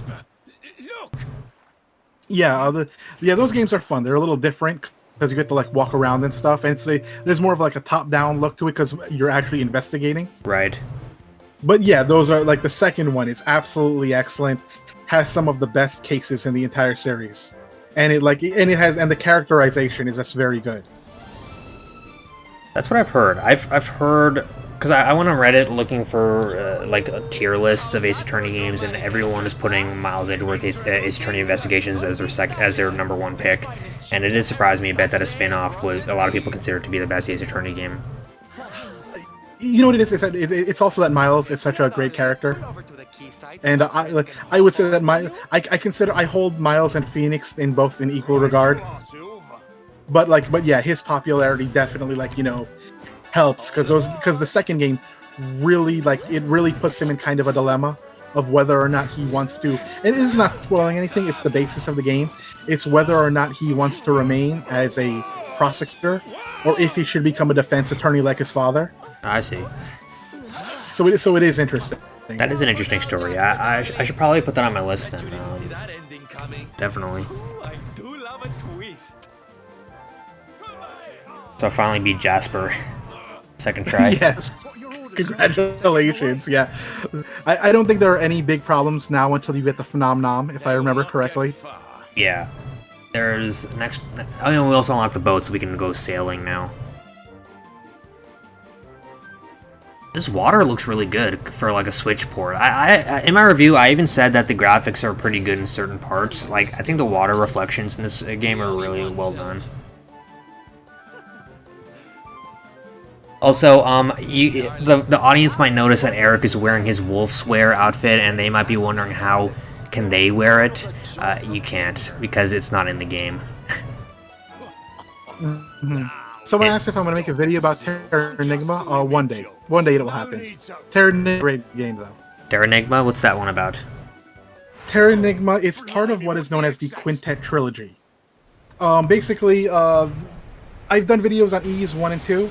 Eventually, those guys got tired of Falcom just making sequels, so they left their own company, which was called Quintet. And there are 4 games they are known for. ActRaiser, which was a side-scrolling action game, but then they made 3 action RPGs for the Super Nintendo. Okay. Which are Soul Blazer, Heard of that Legend of Gaia, and Terra Enigma. And they all take place in like the same world, but like 1,000 years apart from each other. And they're all like really good action RPGs. And Terra Enigma is like the best of them. It has a lot of atmosphere. It has a very fast-paced action system that allows you to like jump and dive into enemies. And it has like really like very interesting. All 3 have very interesting, mysterious stories. So they are like very much worth playing, and they're not even that long. Legend of Gaia is 10 hours, Soul Blazer is 10 hours, and Terra Enigma is just 20. Interesting. These are Enix games, right? Same publisher as Dragon Quest. They were published by Enix, but they were made by Quintet, and that has led to a copyright dilemma because no one knows who owns the games. So as a result, none of them have had re-releases since the Super Nintendo era. Interesting. I should add this to my list because I'm looking for Super Nintendo games to add to my my console. I heard about Illusion of Gaia, and that's one of them, right? Yes, that's the second one. The second one, and I heard of Soul Blazer because that was in an advertisement for Dragon Quest as well, and if you want, even though it's not an RPG, ActRaiser does exist in the same world. I see. And it's technically the first game. So, and these are all Super Nintendo RPGs, right? Yes, they are all for the Super Nintendo. Cool. Yeah, 'cause I'm trying to add new games. I'm trying to get my retro gaming setup all souped up and stuff. I've got these like FPGA consoles and the minis and stuff. I'm trying to put on my HDTV. Not sure if you have any of those, but yeah, cool. I don't have any of the minis. I own a Retron 5, so I have everything on that. You gotta check out this one product called the Retro USB AVS. It's really amazing console for NES games, right? I made a review about it. You know about FPGA, right? You heard about that stuff? Yes. So yeah, those consoles have no input lag. They're just like perfect, and they're just so cool. I got the one for the NES, and it's just so fun playing NES games on it with my my setup. But yeah, I'm trying to find get a definitive list of SNES RPGs to go through, so I might like review them one day, you know. Oh yeah, sure. Terra Nigma is great. Trials of Mana is excellent. Trials of Mana that got a Switch version actually recently, right? A 3D remake. 3D remake's pretty good. Right. Like I think they could have done more though. I will say that. It's one of those games where it's a little too faithful in some ways. I see, it's a little bit outdated in some aspects. Yeah, they could have fleshed out certain sections in the remake. Okay. Though it's still a really good remake and it's still a really fun game to play, and it was one of the best experiences I had this year. I had a lot of fun with it. Okay. I just think they could have gone even farther. That's actually how I feel about Yakuza Like a Dragon. Excellent game, I'm having a blast with it, but I already know the sequel will be better than this game. Because I feel as if Like a Dragon was setting up the framework for something new. And sometimes you're so busy setting up the basis of what you want to do that the content doesn't always you're focusing on two things. You're focusing on creating new models, new everything, a new setup, new style of game, since these games are so different from the old Yakuza titles. Right. And I feel like when you go into a sequel, you already have your framework in place. So as a result, you don't have to be concerned with building that framework, so you can just focus on the content. Right. So you think there's going to be a Yakuza 8 soon, like a sequel to Ichiban as the main character? Absolutely. I think that absolutely they're going to run with this. I don't know what the Japanese sales were though. Who knows? Yeah, I hope so, because I know a lot of people were pissed about this becoming a turn-based RPG. I posted my thoughts about it. I made a video about that, saying that I think it really works well with the entire plot of the story. Life being kind of like an RPG and going from rags to riches in a way, kind of like you are with a video game. And I thought that it just had to be a turn-based RPG for this sort of message to hit home the way it did. That was just my thoughts. But yeah, I'm hoping the next one will get announced soon. That'd be nice. All right, we unlocked the boat. New Horizons achievement unlocked. Just like that game that released earlier this year.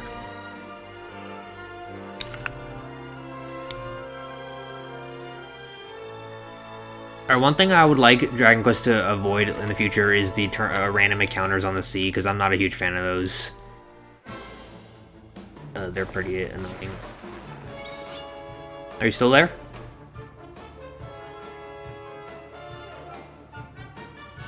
Did he drop off? Let me check.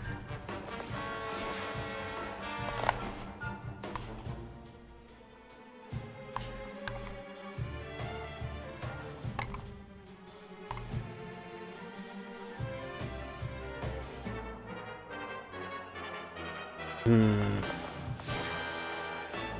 It looks like Mr. Gentleman's connection is cutting out, so... Oh, waiting in.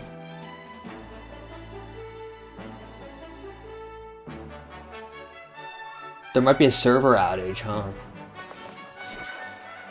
Alright, I'm gonna try to disconnect and reconnect.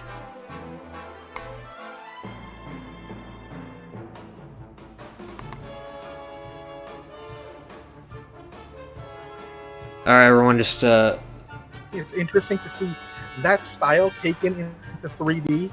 I will say this, however, that when The World Ends With You first came out, that style of DS game was like, it was so groundbreaking. There was nothing like it on the DS. There was nothing that looked like it. It looked like you were playing this manga art style in action. And so for the sequel, they've tried to put that art style into 3D, which is good and it looks great.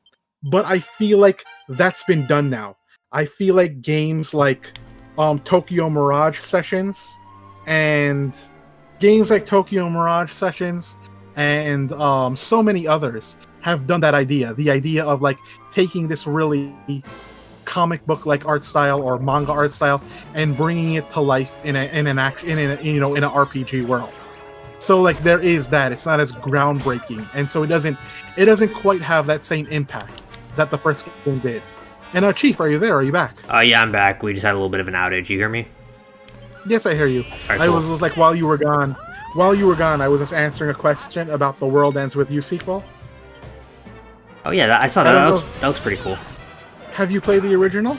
I haven't played the original, but I plan to. I would say it's in the top 10 for DS RPGs. Really? Yes, I would say it's excellent. A really excellent, really interesting story. One of the best art styles in any game ever.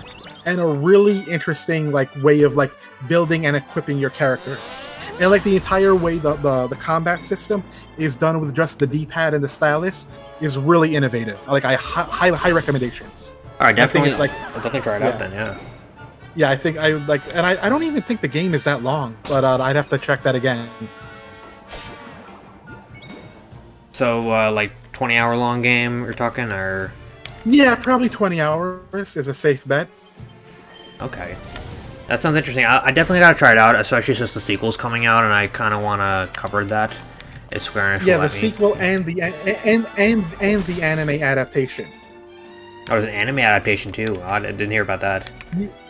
Because they announced the anime adaptation first, and everyone's like, well, this is kind of striking the iron while it's cold. Easy. Like, it's kind of late for an anime adaptation. Yeah. But once they announced the sequel, it kind of made sense as to why they're releasing the anime now. So what do you think about the new one? Does it look good to you, or? Yeah. I don't know if you caught what I said. It looks good, but I feel like it's not as innovative because the DS art style was very innovative for its time. Right. Like nothing would look like what The World Ends With You did, and really, there's a lot that doesn't.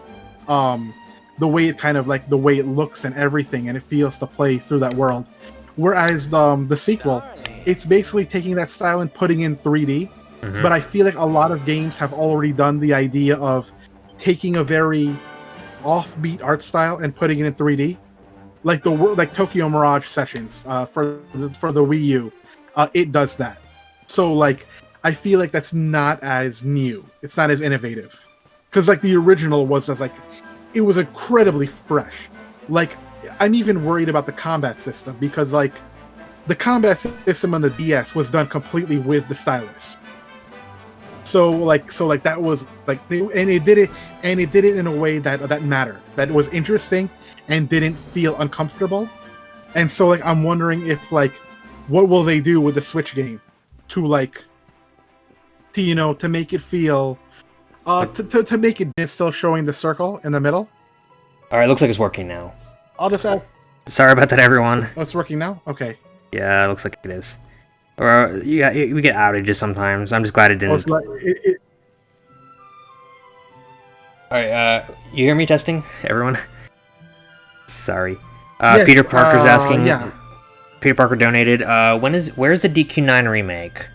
Alright.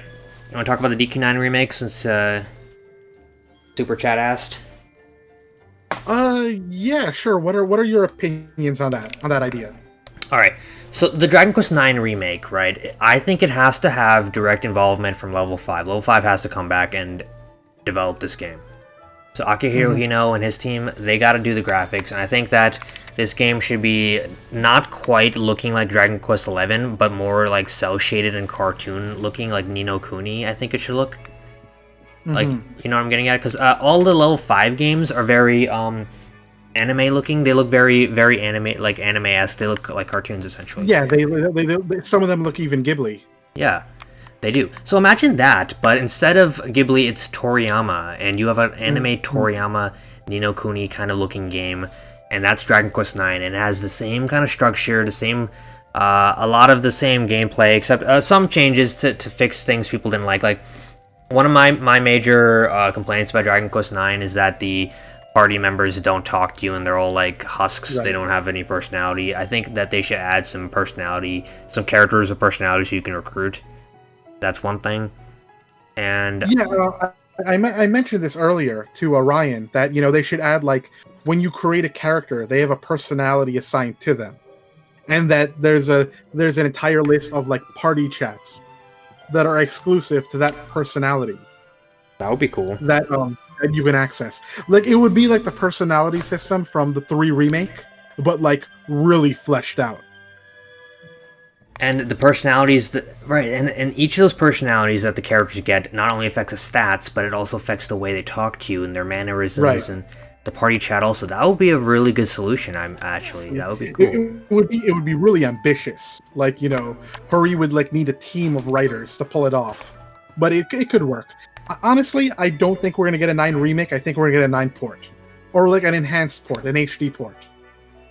That would be a little bit disappointing, but it would be better than nothing. I think, especially if it has online. Heck, if it has online battles and online like meeting up, because the thing is, right now, tag mode is not going to work. It's not going to work nowadays, especially considering everything going on in the world. Because you're going to be swapping characters, and you're going to be swapping something else also. Running around. I feel as if like the DS tag stuff and all of those kinds of things, that was a very Japan-centric idea, because Japan is a much denser nation. Yeah. And so I feel like, you're stuck out in the middle of like Wyoming. All of these like tag and street pass functionalities are not going to be something that will work for you. Exactly. Like in America, it just won't work. In Japan, the thing is, the country's so dense that you absolutely, if you're on the subway playing Dragon Quest IX, you absolutely will tag like 20, 30 people just on your way to work. Right. In America, it only worked with people specifically going to game shops to meet up, and people going to like comic conventions, and things like that. I lived in New York City. I live in New York City, so like in the train system, street pass and stuff always worked for me. But I also realized that like we're not the majority of the nation. Like not everyone lives in a big city with a public transportation system. Right, like that wouldn't work in my town. I live like more suburban. It's a lot more space. That it absolutely would not work in my hometown. Honestly, I think the best solution for a DQ9 port is to put it on Switch, PC, and mobile. Mobile, exactly. Have it so that you can move your save, and have it so that all of these have cross functionality in terms of the online. I think that would be the best case scenario. Yeah, and the thing is, the companion app. There could be like a companion app for DQ9, because first of all, the Switch does not even have tag mode. There's no putting the Switch to sleep, and you can't put the Switch to sleep and just go around tag people. They removed Street Pass from the Switch, so that's a thing of the past. The thing is, if there was like an app that linked your profile to Dragon Quest, that linked your profile to Dragon Quest 9 on the 3DS or on the Switch, I mean, and it made it so that when you walk by people with this app on your phone and you could tag them.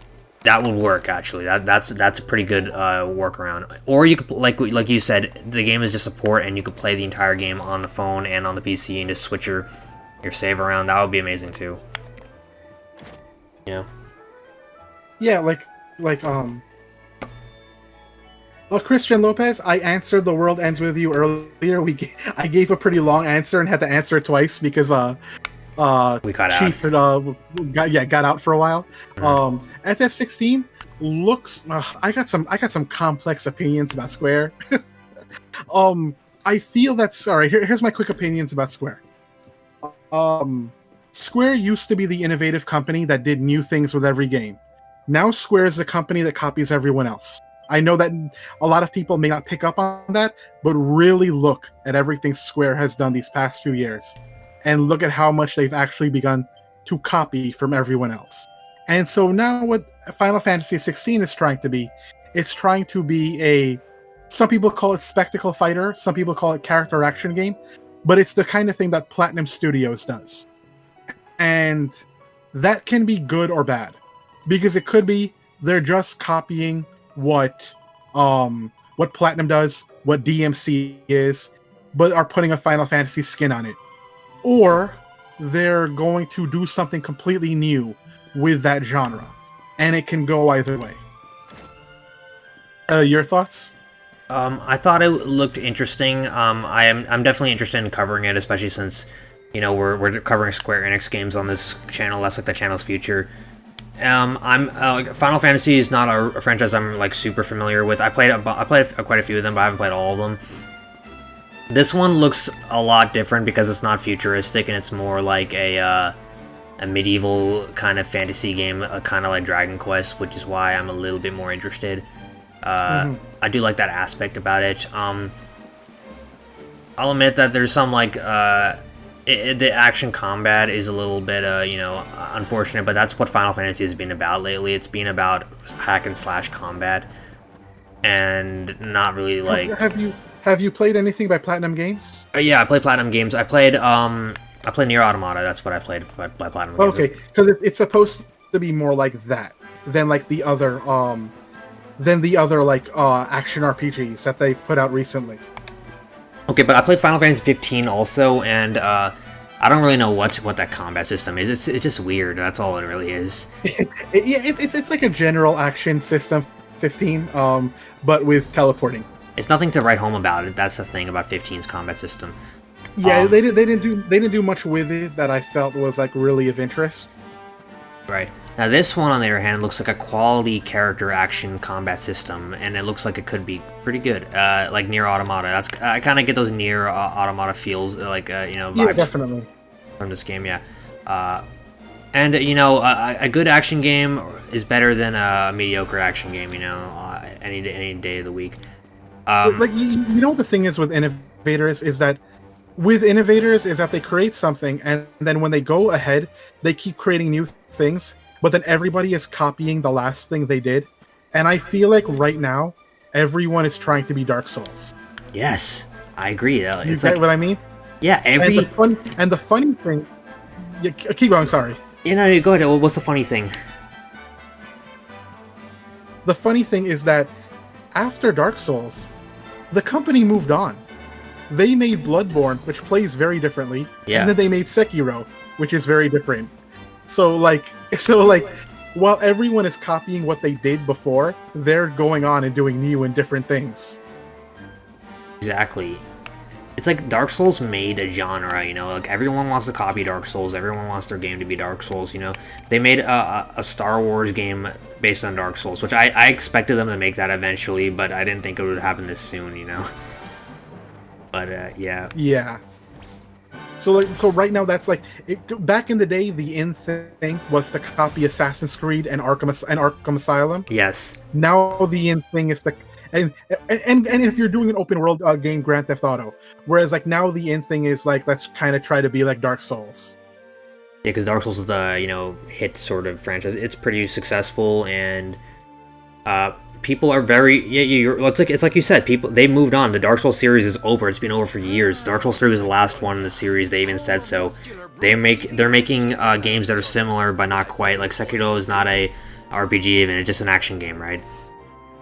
Yeah, Sekiro, in my opinion, advanced the action genre more than the West ever did.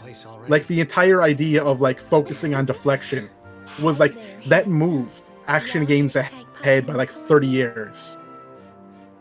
And like that's how good From Software is. That they can go out and create something new and be bold enough to try something different. Right.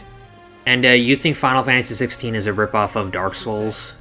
Not quite a ripoff of Dark Souls, but that everyone is kind of trying to move in the area of character action games and Dark Souls, which isn't a bad thing because character action games are an unrepresented genre.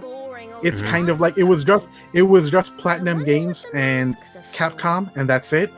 But I'm hoping that if people are going to be copying this genre, that they do something original with it. I agree. I suppose that must be on top of the big building. I'm trying to think of which company made a good Dark Souls knockoff. I thought Neo was pretty good, but it was a pretty good spin on the franchise. You know what's funny is Dark Souls is kind of a little bit very similar to Ninja Gaiden from back in the day. It's got a lot of similarities to that franchise even. And that kind of is the original Dark Souls. Ninja Gaiden can be seen as kind of a forerunner, though at the same time, From Software did these first-person RPGs back in the day for PlayStation, right? Called I can't remember the name. Something Kings. Kingsfield. Kingsfield, yes, Kingsfield. And those were also kind of like the prototypes to Dark Souls as well. You've got like the stamina system. The games are a bit difficult. You're very lonely. The games are very dark. So like the company has always been moving in like this direction. Right. It was only a matter of time, yeah. Just want to say goodnight to Ultra Zappy in the chat. Thank you for attending. Yep, thanks for watching. A lot of people watching right now. There's got like 40 people. That's quite a bit. Oh, cool! Wow. Yeah, and even Geekdom showed up, and he put in his 2 cents. he showed up. He typed in all caps and he left. Yeah. You were on his podcast, weren't you? I didn't listen to that one yet. How was that? Oh yeah, that was a good talk. That was a really great talk. Was very happy that he did that with me. Yeah, I've been on there once. It was pretty fun. He's always very interesting to talk to. He's quite a natural at this whole YouTube thing. Mm-hmm. Yeah, he is. I mean, I don't think you get 600,000 subs for for a lack of talent. Well, I guess there are some people out there who do it with a lack of talent. Oh, there absolutely are. But he does it because he does have talent. Yeah, he does. He absolutely has what it takes. But there's definitely some people who get there who don't deserve it. Oh boy. So how's your channel been doing lately? It has been quiet because my life has been like really busy, and it caused the Dragon Quest V video to come to like a halt. I see. But I'm getting back into it because it's a big video, and someone even said maybe you should split this into 3 because it's like a 2-hour video. That's a good idea. See, so I might have to do that. Yeah, your video essay, well, those are pretty cool, and they're very invaluable. And your history of RPG series has become pretty famous. I've always been more of like a 10-minute video kind of guy, like just news and little fan theories and things like that. But yeah, you certainly made your mark on the RPG world with those with the history of RPG videos. Yeah, thank you. I know that Dragon Quest III video has blown up and it's like everywhere now. Yeah, everyone's talking about it, Oh boy. But yeah, definitely, do small things here and there also, just to let your followers know that you're still around. I'm definitely gonna do that, and I also stream on Twitch now. That's cool. So, how's Twitch doing for you? I don't do a lot of Twitch. I mean, actually, we're doing Twitch right now, but we multi-stream on Restream. It's mostly YouTube on the audience, though. Mm-hmm. You can stream YouTube and Twitch at the same time? Yeah, I'm doing it right now. If you go to my Twitch right now, we're live on Twitch and we're live on YouTube. Oh, cool. Because like the thing I'm afraid of with that is splitting the audience, and it's like it almost makes it feel pointless to have the Twitch in a way. Right. Here's how I see it. I see it as there are some people who will refuse to watch on YouTube, and there are some people who refuse to watch on Twitch, and those people will watch it on the platform they're most comfortable with. So I put Twitch out there. I've gained more Twitch followers than I expected, just from association with a YouTube channel. And people watch on Twitch and they enjoy it there. Twitch comments will appear on the sidebar along with the YouTube comments. They're all mixed in together, so that's always cool. What is going on here? What the heck? Oh, okay. These guys are spying. Okay, I'm gonna have to consider doing that because there were some people that came over to Twitch, but you lose people just like who just are on YouTube. Right. And they just see someone they're like sub to. Oh, hey, they're live streaming now, and you lose those viewers. And so, like, yeah, it's been a bit of a tough, move from one to the other. I see. So you're afraid that people might move from YouTube to Twitch, or? No, I'm fine with them watching me on Twitch. That's what I want them to do. Okay. But the thing is that it's getting them from YouTube to Twitch. That's like a bit of a pain, I guess. Yeah, I understand. My Twitch viewership's not nearly as much as the YouTube. The YouTube is kind of where it's at for my content, because the problem with Twitch is that it is not easily searchable, and is not very good with recommendations, and it's not good with a lot of things. Yeah. And so like it kind of does belong to the big boys. So yeah, I'm considering doing with what you're doing, and restreaming on both. So yeah, okay, that might be a direction I go in. Definitely I'll probably start doing that with Chrono Trigger. So you're streaming Chrono Trigger? I will be. I'm finishing up Mario RPG. I'm going to be finishing up this Sunday.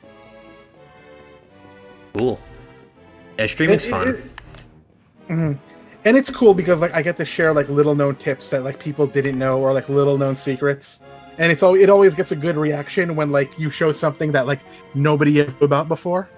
Yeah, it's like I do that too sometimes when I stream. Like I think we did that today, didn't I? I told you about the dragon scene, except we didn't show the dragon scene, but a lot of people don't know about that.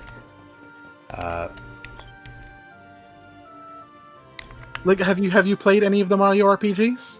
I played Mario and Luigi Bowser's Inside Story on the DS. I played that one. That's a really good game. I like that game a lot.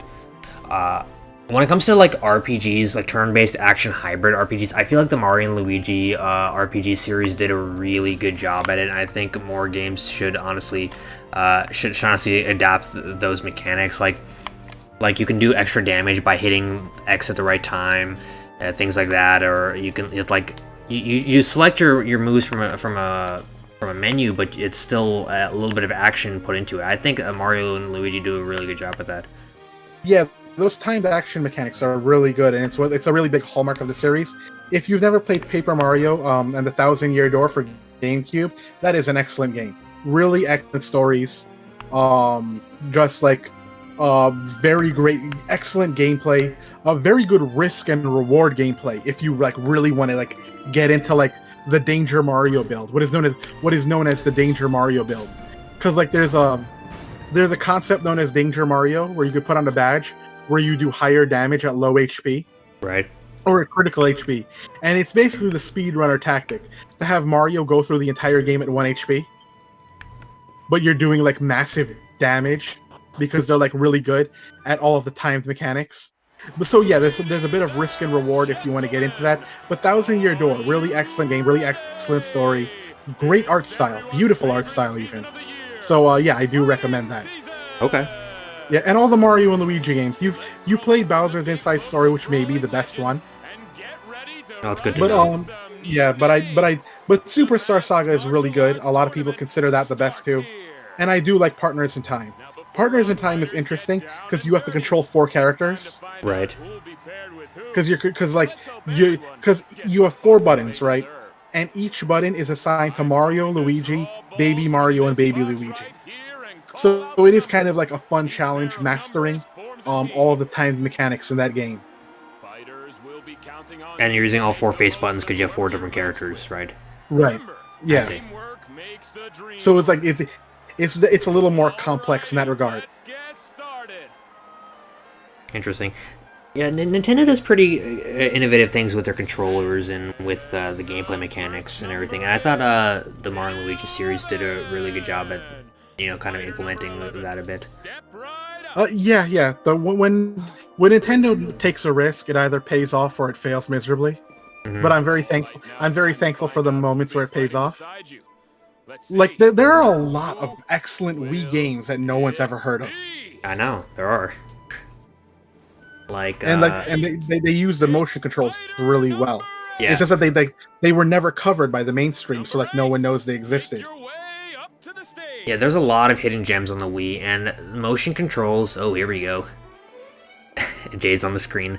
Okay, the motion controls are probably one of the most underrated sort of features that Nintendo has introduced, because it allows pinpoint precisions when it comes to different games like shooters and whatnot. Like, aiming with two sticks is a lot clunkier than aiming with a gyroscope, and a lot of people brushed off the whole Wii motion controller thing as a gimmick, when honestly I thought it was like the future of gaming, but that's kind of dead in the water at this point, though.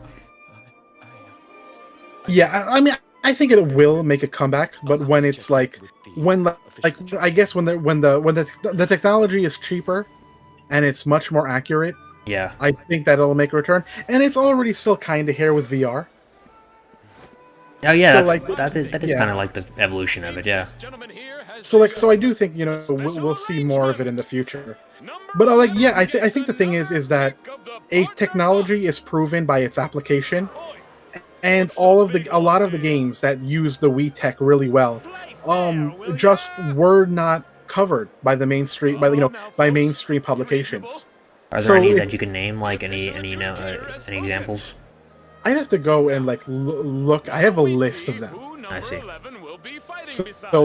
have to go and look. But the Wii has a lot of really weird hidden gems. Even some games that are not motion control games. There are a lot of really interesting and weird ones. There's a game where you play as a giant spider, or I don't think it's a giant spider. You just play as a spider, and Really? you go around doing and you go around doing spider things, and it's really interesting. Doing spider things, like crawling around on walls and stuff. Crawling around, killing flies, and killing other insects and things like that. Things a spider does. That sounds interesting. If you have this list, you gotta share it with me. I gotta check out these, because I'm always on the lookout for hidden gems and weird kind of obscure games. Yeah, I'll see if I can pull it up sometime soon. Right. And there were even shooters on the Wii that never got the credit they deserved. What's it called? The Conduit. I don't know if you ever heard of those. Conduit. I don't think I've heard of that one. It's like a shooter based on conspiracy theories. Mm-hmm. And there were two of them, and the second one ended on this gigantic cliffhanger where George Washington and Abraham Lincoln show up at the end, and they're actually aliens. But they were actually really good shooters, but they didn't get the publicity they deserved. Right. Yuba in the chat mentioned that Deadly Creatures is the name of the game you play as a spider. Yes, that's the game. Okay.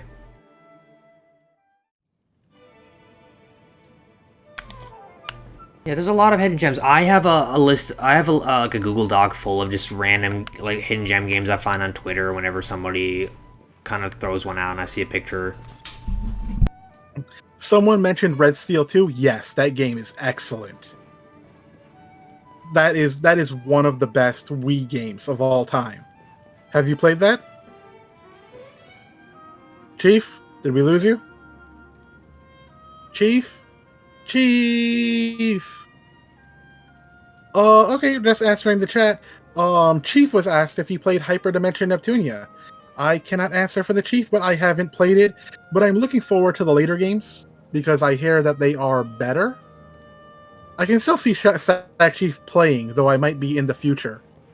And that's why it's still going. Okay, he stopped, so I'm assuming he's fixing his audio right now. Bug Fables, yes, I've heard Bug Fables is a good Mario RPG-like game. I'll have to give it a try at some point. Yuba asked if we've played Moon. I want to play it. That I'm looking forward to sitting down. The problem is my backlog is gigantic. Chief, you back yet? No, not. Yeah, okay. I'm back. I'm just some stuff's just happening right now, so I'm just might dip in and out a little bit. That's fine. Okay. Yeah, I was just answering questions from the chat. Someone asked if you played Hyperdimension Neptunia. Yeah, I played it. Have you played Which it? one? I Original? I played the first three. I played one, Mark II, and Victory. I played those three. Played the first one. That's just some of the first one. I haven't beaten it. It's a bit clunky, the first one. I hear it gets better as the sequels go on. They should change the rules so you can compete. All right. I'm gonna step away for a second. If you can just talk to chat, I'd appreciate it. Yeah, sure. All right. Yeah. So Yuba mentioned Moon RPG. It's interesting because it's supposed to be kind of I guess anti-RPG is the way to put it. That it like does things you don't expect the RPG to do. Like if you try to take something from somebody's like drawer or chest in their house, it actually will have consequences. Like you will get chewed out for it. And it does a lot of like little things like that. So yeah, give that a try. I haven't played it yet, but I do believe it was translated and put on the Switch eShop. I see we have a bit of waifu wars in the chat. Jade, best girl, just gonna say that. Just to rile you guys up a little bit. Did we ever learn how Rab had so much pull in Octagonia? I guess it's just because he's a former, that's what makes sense to me. He probably still has like a lot of pull in the politics in the background. His kingdom wasn't that far from Octagonia to begin with, so that makes sense.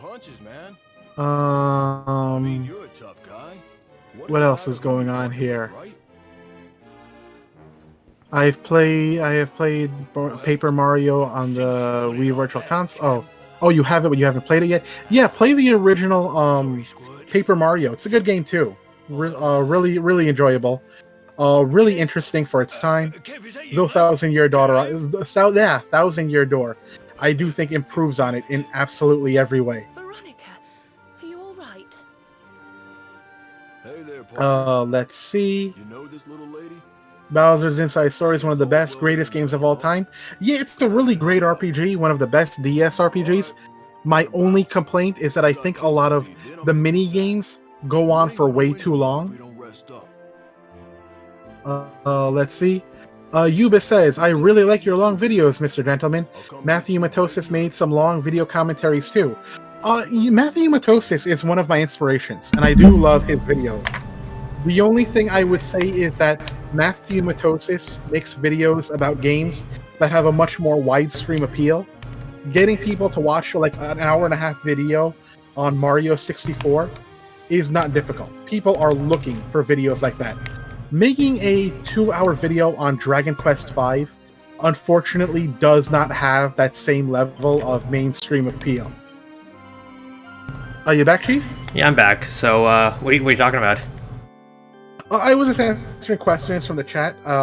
So I was like, for example, someone was saying, "Hey, they liked Matthew Matosis videos as well as mine, because both me and Matthew Matosis do these very long analyses." Right. And yeah, those long analyses are pretty addicting sometimes. A 6-hour video on Dark Souls. 6 People hours. are gonna watch it. Yeah, he's got a 6-hour video on Dark Souls. Crazy. But people are gonna watch that because there is a lot of interest in the mainstream as to like everything that's Dark Souls, or and everything that game has to offer. Whereas like when you're doing old school JRPGs, you're taking a big gamble. Yeah, that's true, because there's less of an audience, but on the other hand, when the franchise gets a little more popular, people are going to find your videos, Yeah, and I'm grateful for that. I remember when Dragon Quest 1, 2, and 3 hit the Switch, I had a huge uptick in viewers and subscribers. Really? Yeah. So it does happen. So, hopefully if like Dragon Quest 12 is like released, I'll get like a gigantic uptick. Yeah, I mean, that's going to happen. Like, I started off as a Dragon Quest YouTuber because I figured that one day the franchise would get more popular, and then that would be my time to shine. And it's happening right now. Like, I'm doing pretty well. And the DQ11 review, because DQ11 comes out this weekend, the DQ11 review has over 13,000 views right now, I think. Let me check. Mm-hmm. That's because the Xbox one comes out soon, right? Yeah, it came out yesterday, actually, the Xbox version. Okay, cool. So it has 12,800 views. It's probably gonna hit 13,000 by the end of the day. That's quite a bit. So yeah, the thing is, the franchise will get more popular. I'm telling you right now, when 12 comes out, 12 is going to be the game that makes this franchise super popular and makes everyone say, "Oh yeah, Dragon Quest! I always loved Dragon Quest." It's gonna be like that kind of game, you know? Okay, so here's a controversial opinion on my part. I'll do a video about this one day. Dragon Quest never should have changed its name to Dragon Quest in the West. It should have stayed Dragon Warrior. And I feel as if the name switch confused a lot of people. Yeah, I agree. Here's the thing, that is the nail in the coffin that killed Dragon Quest, if you ask me. Because because the thing is, the fact that the series took such a long hiatus, all the hardcore Dragon Warrior fans probably started forgetting about it, and then all of a sudden it changed to Dragon Quest, and all the Dragon Warrior fans, I still see people on the Facebook group saying, "Oh, when's Dragon Warrior 8 coming out? I'm still waiting for that game. It's been like 20 years." I'm like, listen, it's out. It's called Dragon Quest 8. They don't get it. Yeah, there are still people that I run into to this day who are huge Dragon Warrior fans, but did not know that this series has continued. Yeah, they think it's like ended years ago. Yeah, they don't know, and you have to inform them. They're like, "Oh, I guess there are games I have to play now." So yeah, I think the name should have never changed. You know, they never changed Mega Man back to Rockman. You know, Well, they kept it Mega Man, and that was the right decision. I don't think it should have ever been Dragon Warrior to begin with, because Dragon Quest is a better name. It just rolls off the tongue, and it is more aesthetically but to look at. they had no choice. They had no choice back in the day. Yeah. So, like, you know, sometimes you have to roll with what you get, and that's fine. I mean, yeah, but it's like, I feel like it would have caused some problems and some issues. Like, I think making them both have the same name should have had it happen at some point, but in a better way. Mm-hmm. But yeah, that's a major reason why Dragon Quest is less well known, because the core fan base was essentially left to be confused by the change. Mm-hmm. Yeah. Yeah, definitely. And I think that cost Dragon Quest VIII a lot of sales. Yep. And if you know anything about Dragon Quest VIII's production, you can still get Dragon Quest VIII for under what it sold at the beginning. On eBay, you can still grab a copy for $45 when the game sold for $50 back in the day. That's how many new copies, unopened copies of Dragon Quest VIII are still hanging around. Right. That's how overproduced that game was. Yeah, I have one still sealed with the circle seal on it. Actually, the cardboard one, because it came in like the day one edition. You remember that one?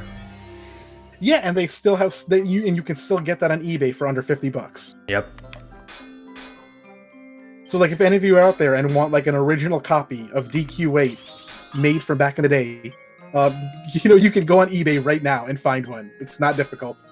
Getting my hands on a copy of Dragon Quest VII, however, for PS1, that's a different story. It's a little bit harder. That cost me over $100. $100, really? Yes, but I shelled out the money for the new copy. Interesting. I didn't realize it was that expensive. It was a new copy though. It was sealed in plastic and everything, or? Yes, sealed in plastic and it was sealed in plastic and everything. That would explain it. I found my copy of 7 at the antique mall that we have nearby, and this guy's booth had 7. He had a boxed original 1, and he had 4, so I grabbed all 3 of them. So that was pretty cool. I had 2 copies of 7. I lent 1 copy to Samantha Labs. She works at Square Enix, actually. I lent her my copy. She still hasn't beaten it yet, so it's fine though. That's pretty funny. Yeah, I have a few interesting things. I have what else do I have? I do have a copy of Chrono Trigger that still has its plastic around it, except on the opening, so that I can remove the game. That's pretty rare. It's the Super Nintendo version. Yes. That's a collector's item. Yeah. And if you run that on eBay, you can sell that for $500. Yeah, I know. That's pretty crazy. Mm-hmm. And I know I've got some copies of the original Dragon Warrior stuff, and I have, what else do I have? And I have a first run edition of Final Fantasy VII with a typo on the back. Really, is that really rare? Yeah, that's really rare. That runs for about $100, even used. Let me think what I have. I have that's rare. I have 4. I just have the cartridge for 4. That's probably one of the rarest games in the series I have. That's really rare because they didn't make many of Dragon Warrior 4. They didn't, and my label's really clean. It's a really good copy I have. I have that. I have 6 on the DS. You know the deal is with that one. That was also I managed to pick that up. When they still had copies around on Amazon. And like as soon as they ran out of copies, that price skyrocketed. It skyrocketed because of that, and I made a little price guide video on Dragon Quest games last year, and at the time, each of those Dragon Quest 5 and 4 were worth like $50 on eBay. After I made that video, and it sort of it got like 40,000 views. The prices started skyrocketing on each of those games after I made that video. I think I might have accidentally caused the prices of those games. You caused an increase in demand? Yeah, I think I caused an increase in demand by making a huge video on why you should collect Dragon Quest games and why they're all really rare and stuff. Because if you look at the prices, as soon as I made that video and it started getting traction, the prices all started going up. And I'm like, oh, I'm so sorry whenever people are telling me that 5 is worth like $100 now. Oh, wow. Yeah, I treasure my DS Dragon Quest games. Yep, those are rare. You know, they gotta re-release them on Switch. People are always like, oh, when are they gonna re-release the Zenithian Saga on Switch? That's a big one, you know? And you know what? They need to not be lazy about it. Release the NES, SNES, and DS versions of 4, 5, and 6. Do it all in one package. It's not gonna cost you that much. I was really annoyed that with 1, 2, and 3, all we got were mobile. Yeah. Basically the mobile ports. Yeah, that's not what we wanted. They were the mobile ports. Meanwhile, Square Enix took that Trials of Mana and they translated the original for their Mana collection. I feel like and that was great. I love that they did that. Yeah. They should put that kind of energy towards Dragon Quest too. I mean, the thing is, I probably wouldn't play 5 on the Super Famicom version just because the DS version was so much better. But just having that version in there would make it such a good museum sort of collection, you know? Like, all the original versions, like the original 4, that would be so cool. But the thing is, I feel like there might be some sort of weird rights issue that might cause it because it's going to be called Dragon Warrior 4 if they use that one. And, yeah. You know what? They could simply hack the game and replace it with Dragon Quest 4. Mm-hmm. So I don't think it would be an issue at this point. Yeah, but yeah, those mobile ports, I want them to just I want at least the DS versions of all 3 of them with forced party chat intact on the Switch. That would be amazing. It would be amazing if all the Switch owners could play those games. Agreed. That would be crazy. Right. So, I'm thinking we can go on for like 20 more minutes before we call it a night. What do you think? Getting tired? Actually, I'm hungry, so I was wondering if we could like clean up now. You want to clean up now? All right. Yeah, sure. All right. Well, everyone who stopped by and a lot of people showed up. I hope you guys all enjoyed the live stream of Dragon Quest XI-S. You know, it just came out today, and it's a lot of fun. And I hope you enjoyed having Mr. Gentleman on the show. We talked about a lot of stuff, a lot of games, a lot of game design philosophies. We talked about a whole lot of stuff. So, hope everyone enjoyed that. Mr. Gentleman, I hope you had fun on the stream. Oh yeah, it was a great time. I'd definitely be back. Yeah, of course. I'll definitely let you know when we're doing this next time, and we'll be happy to have you on.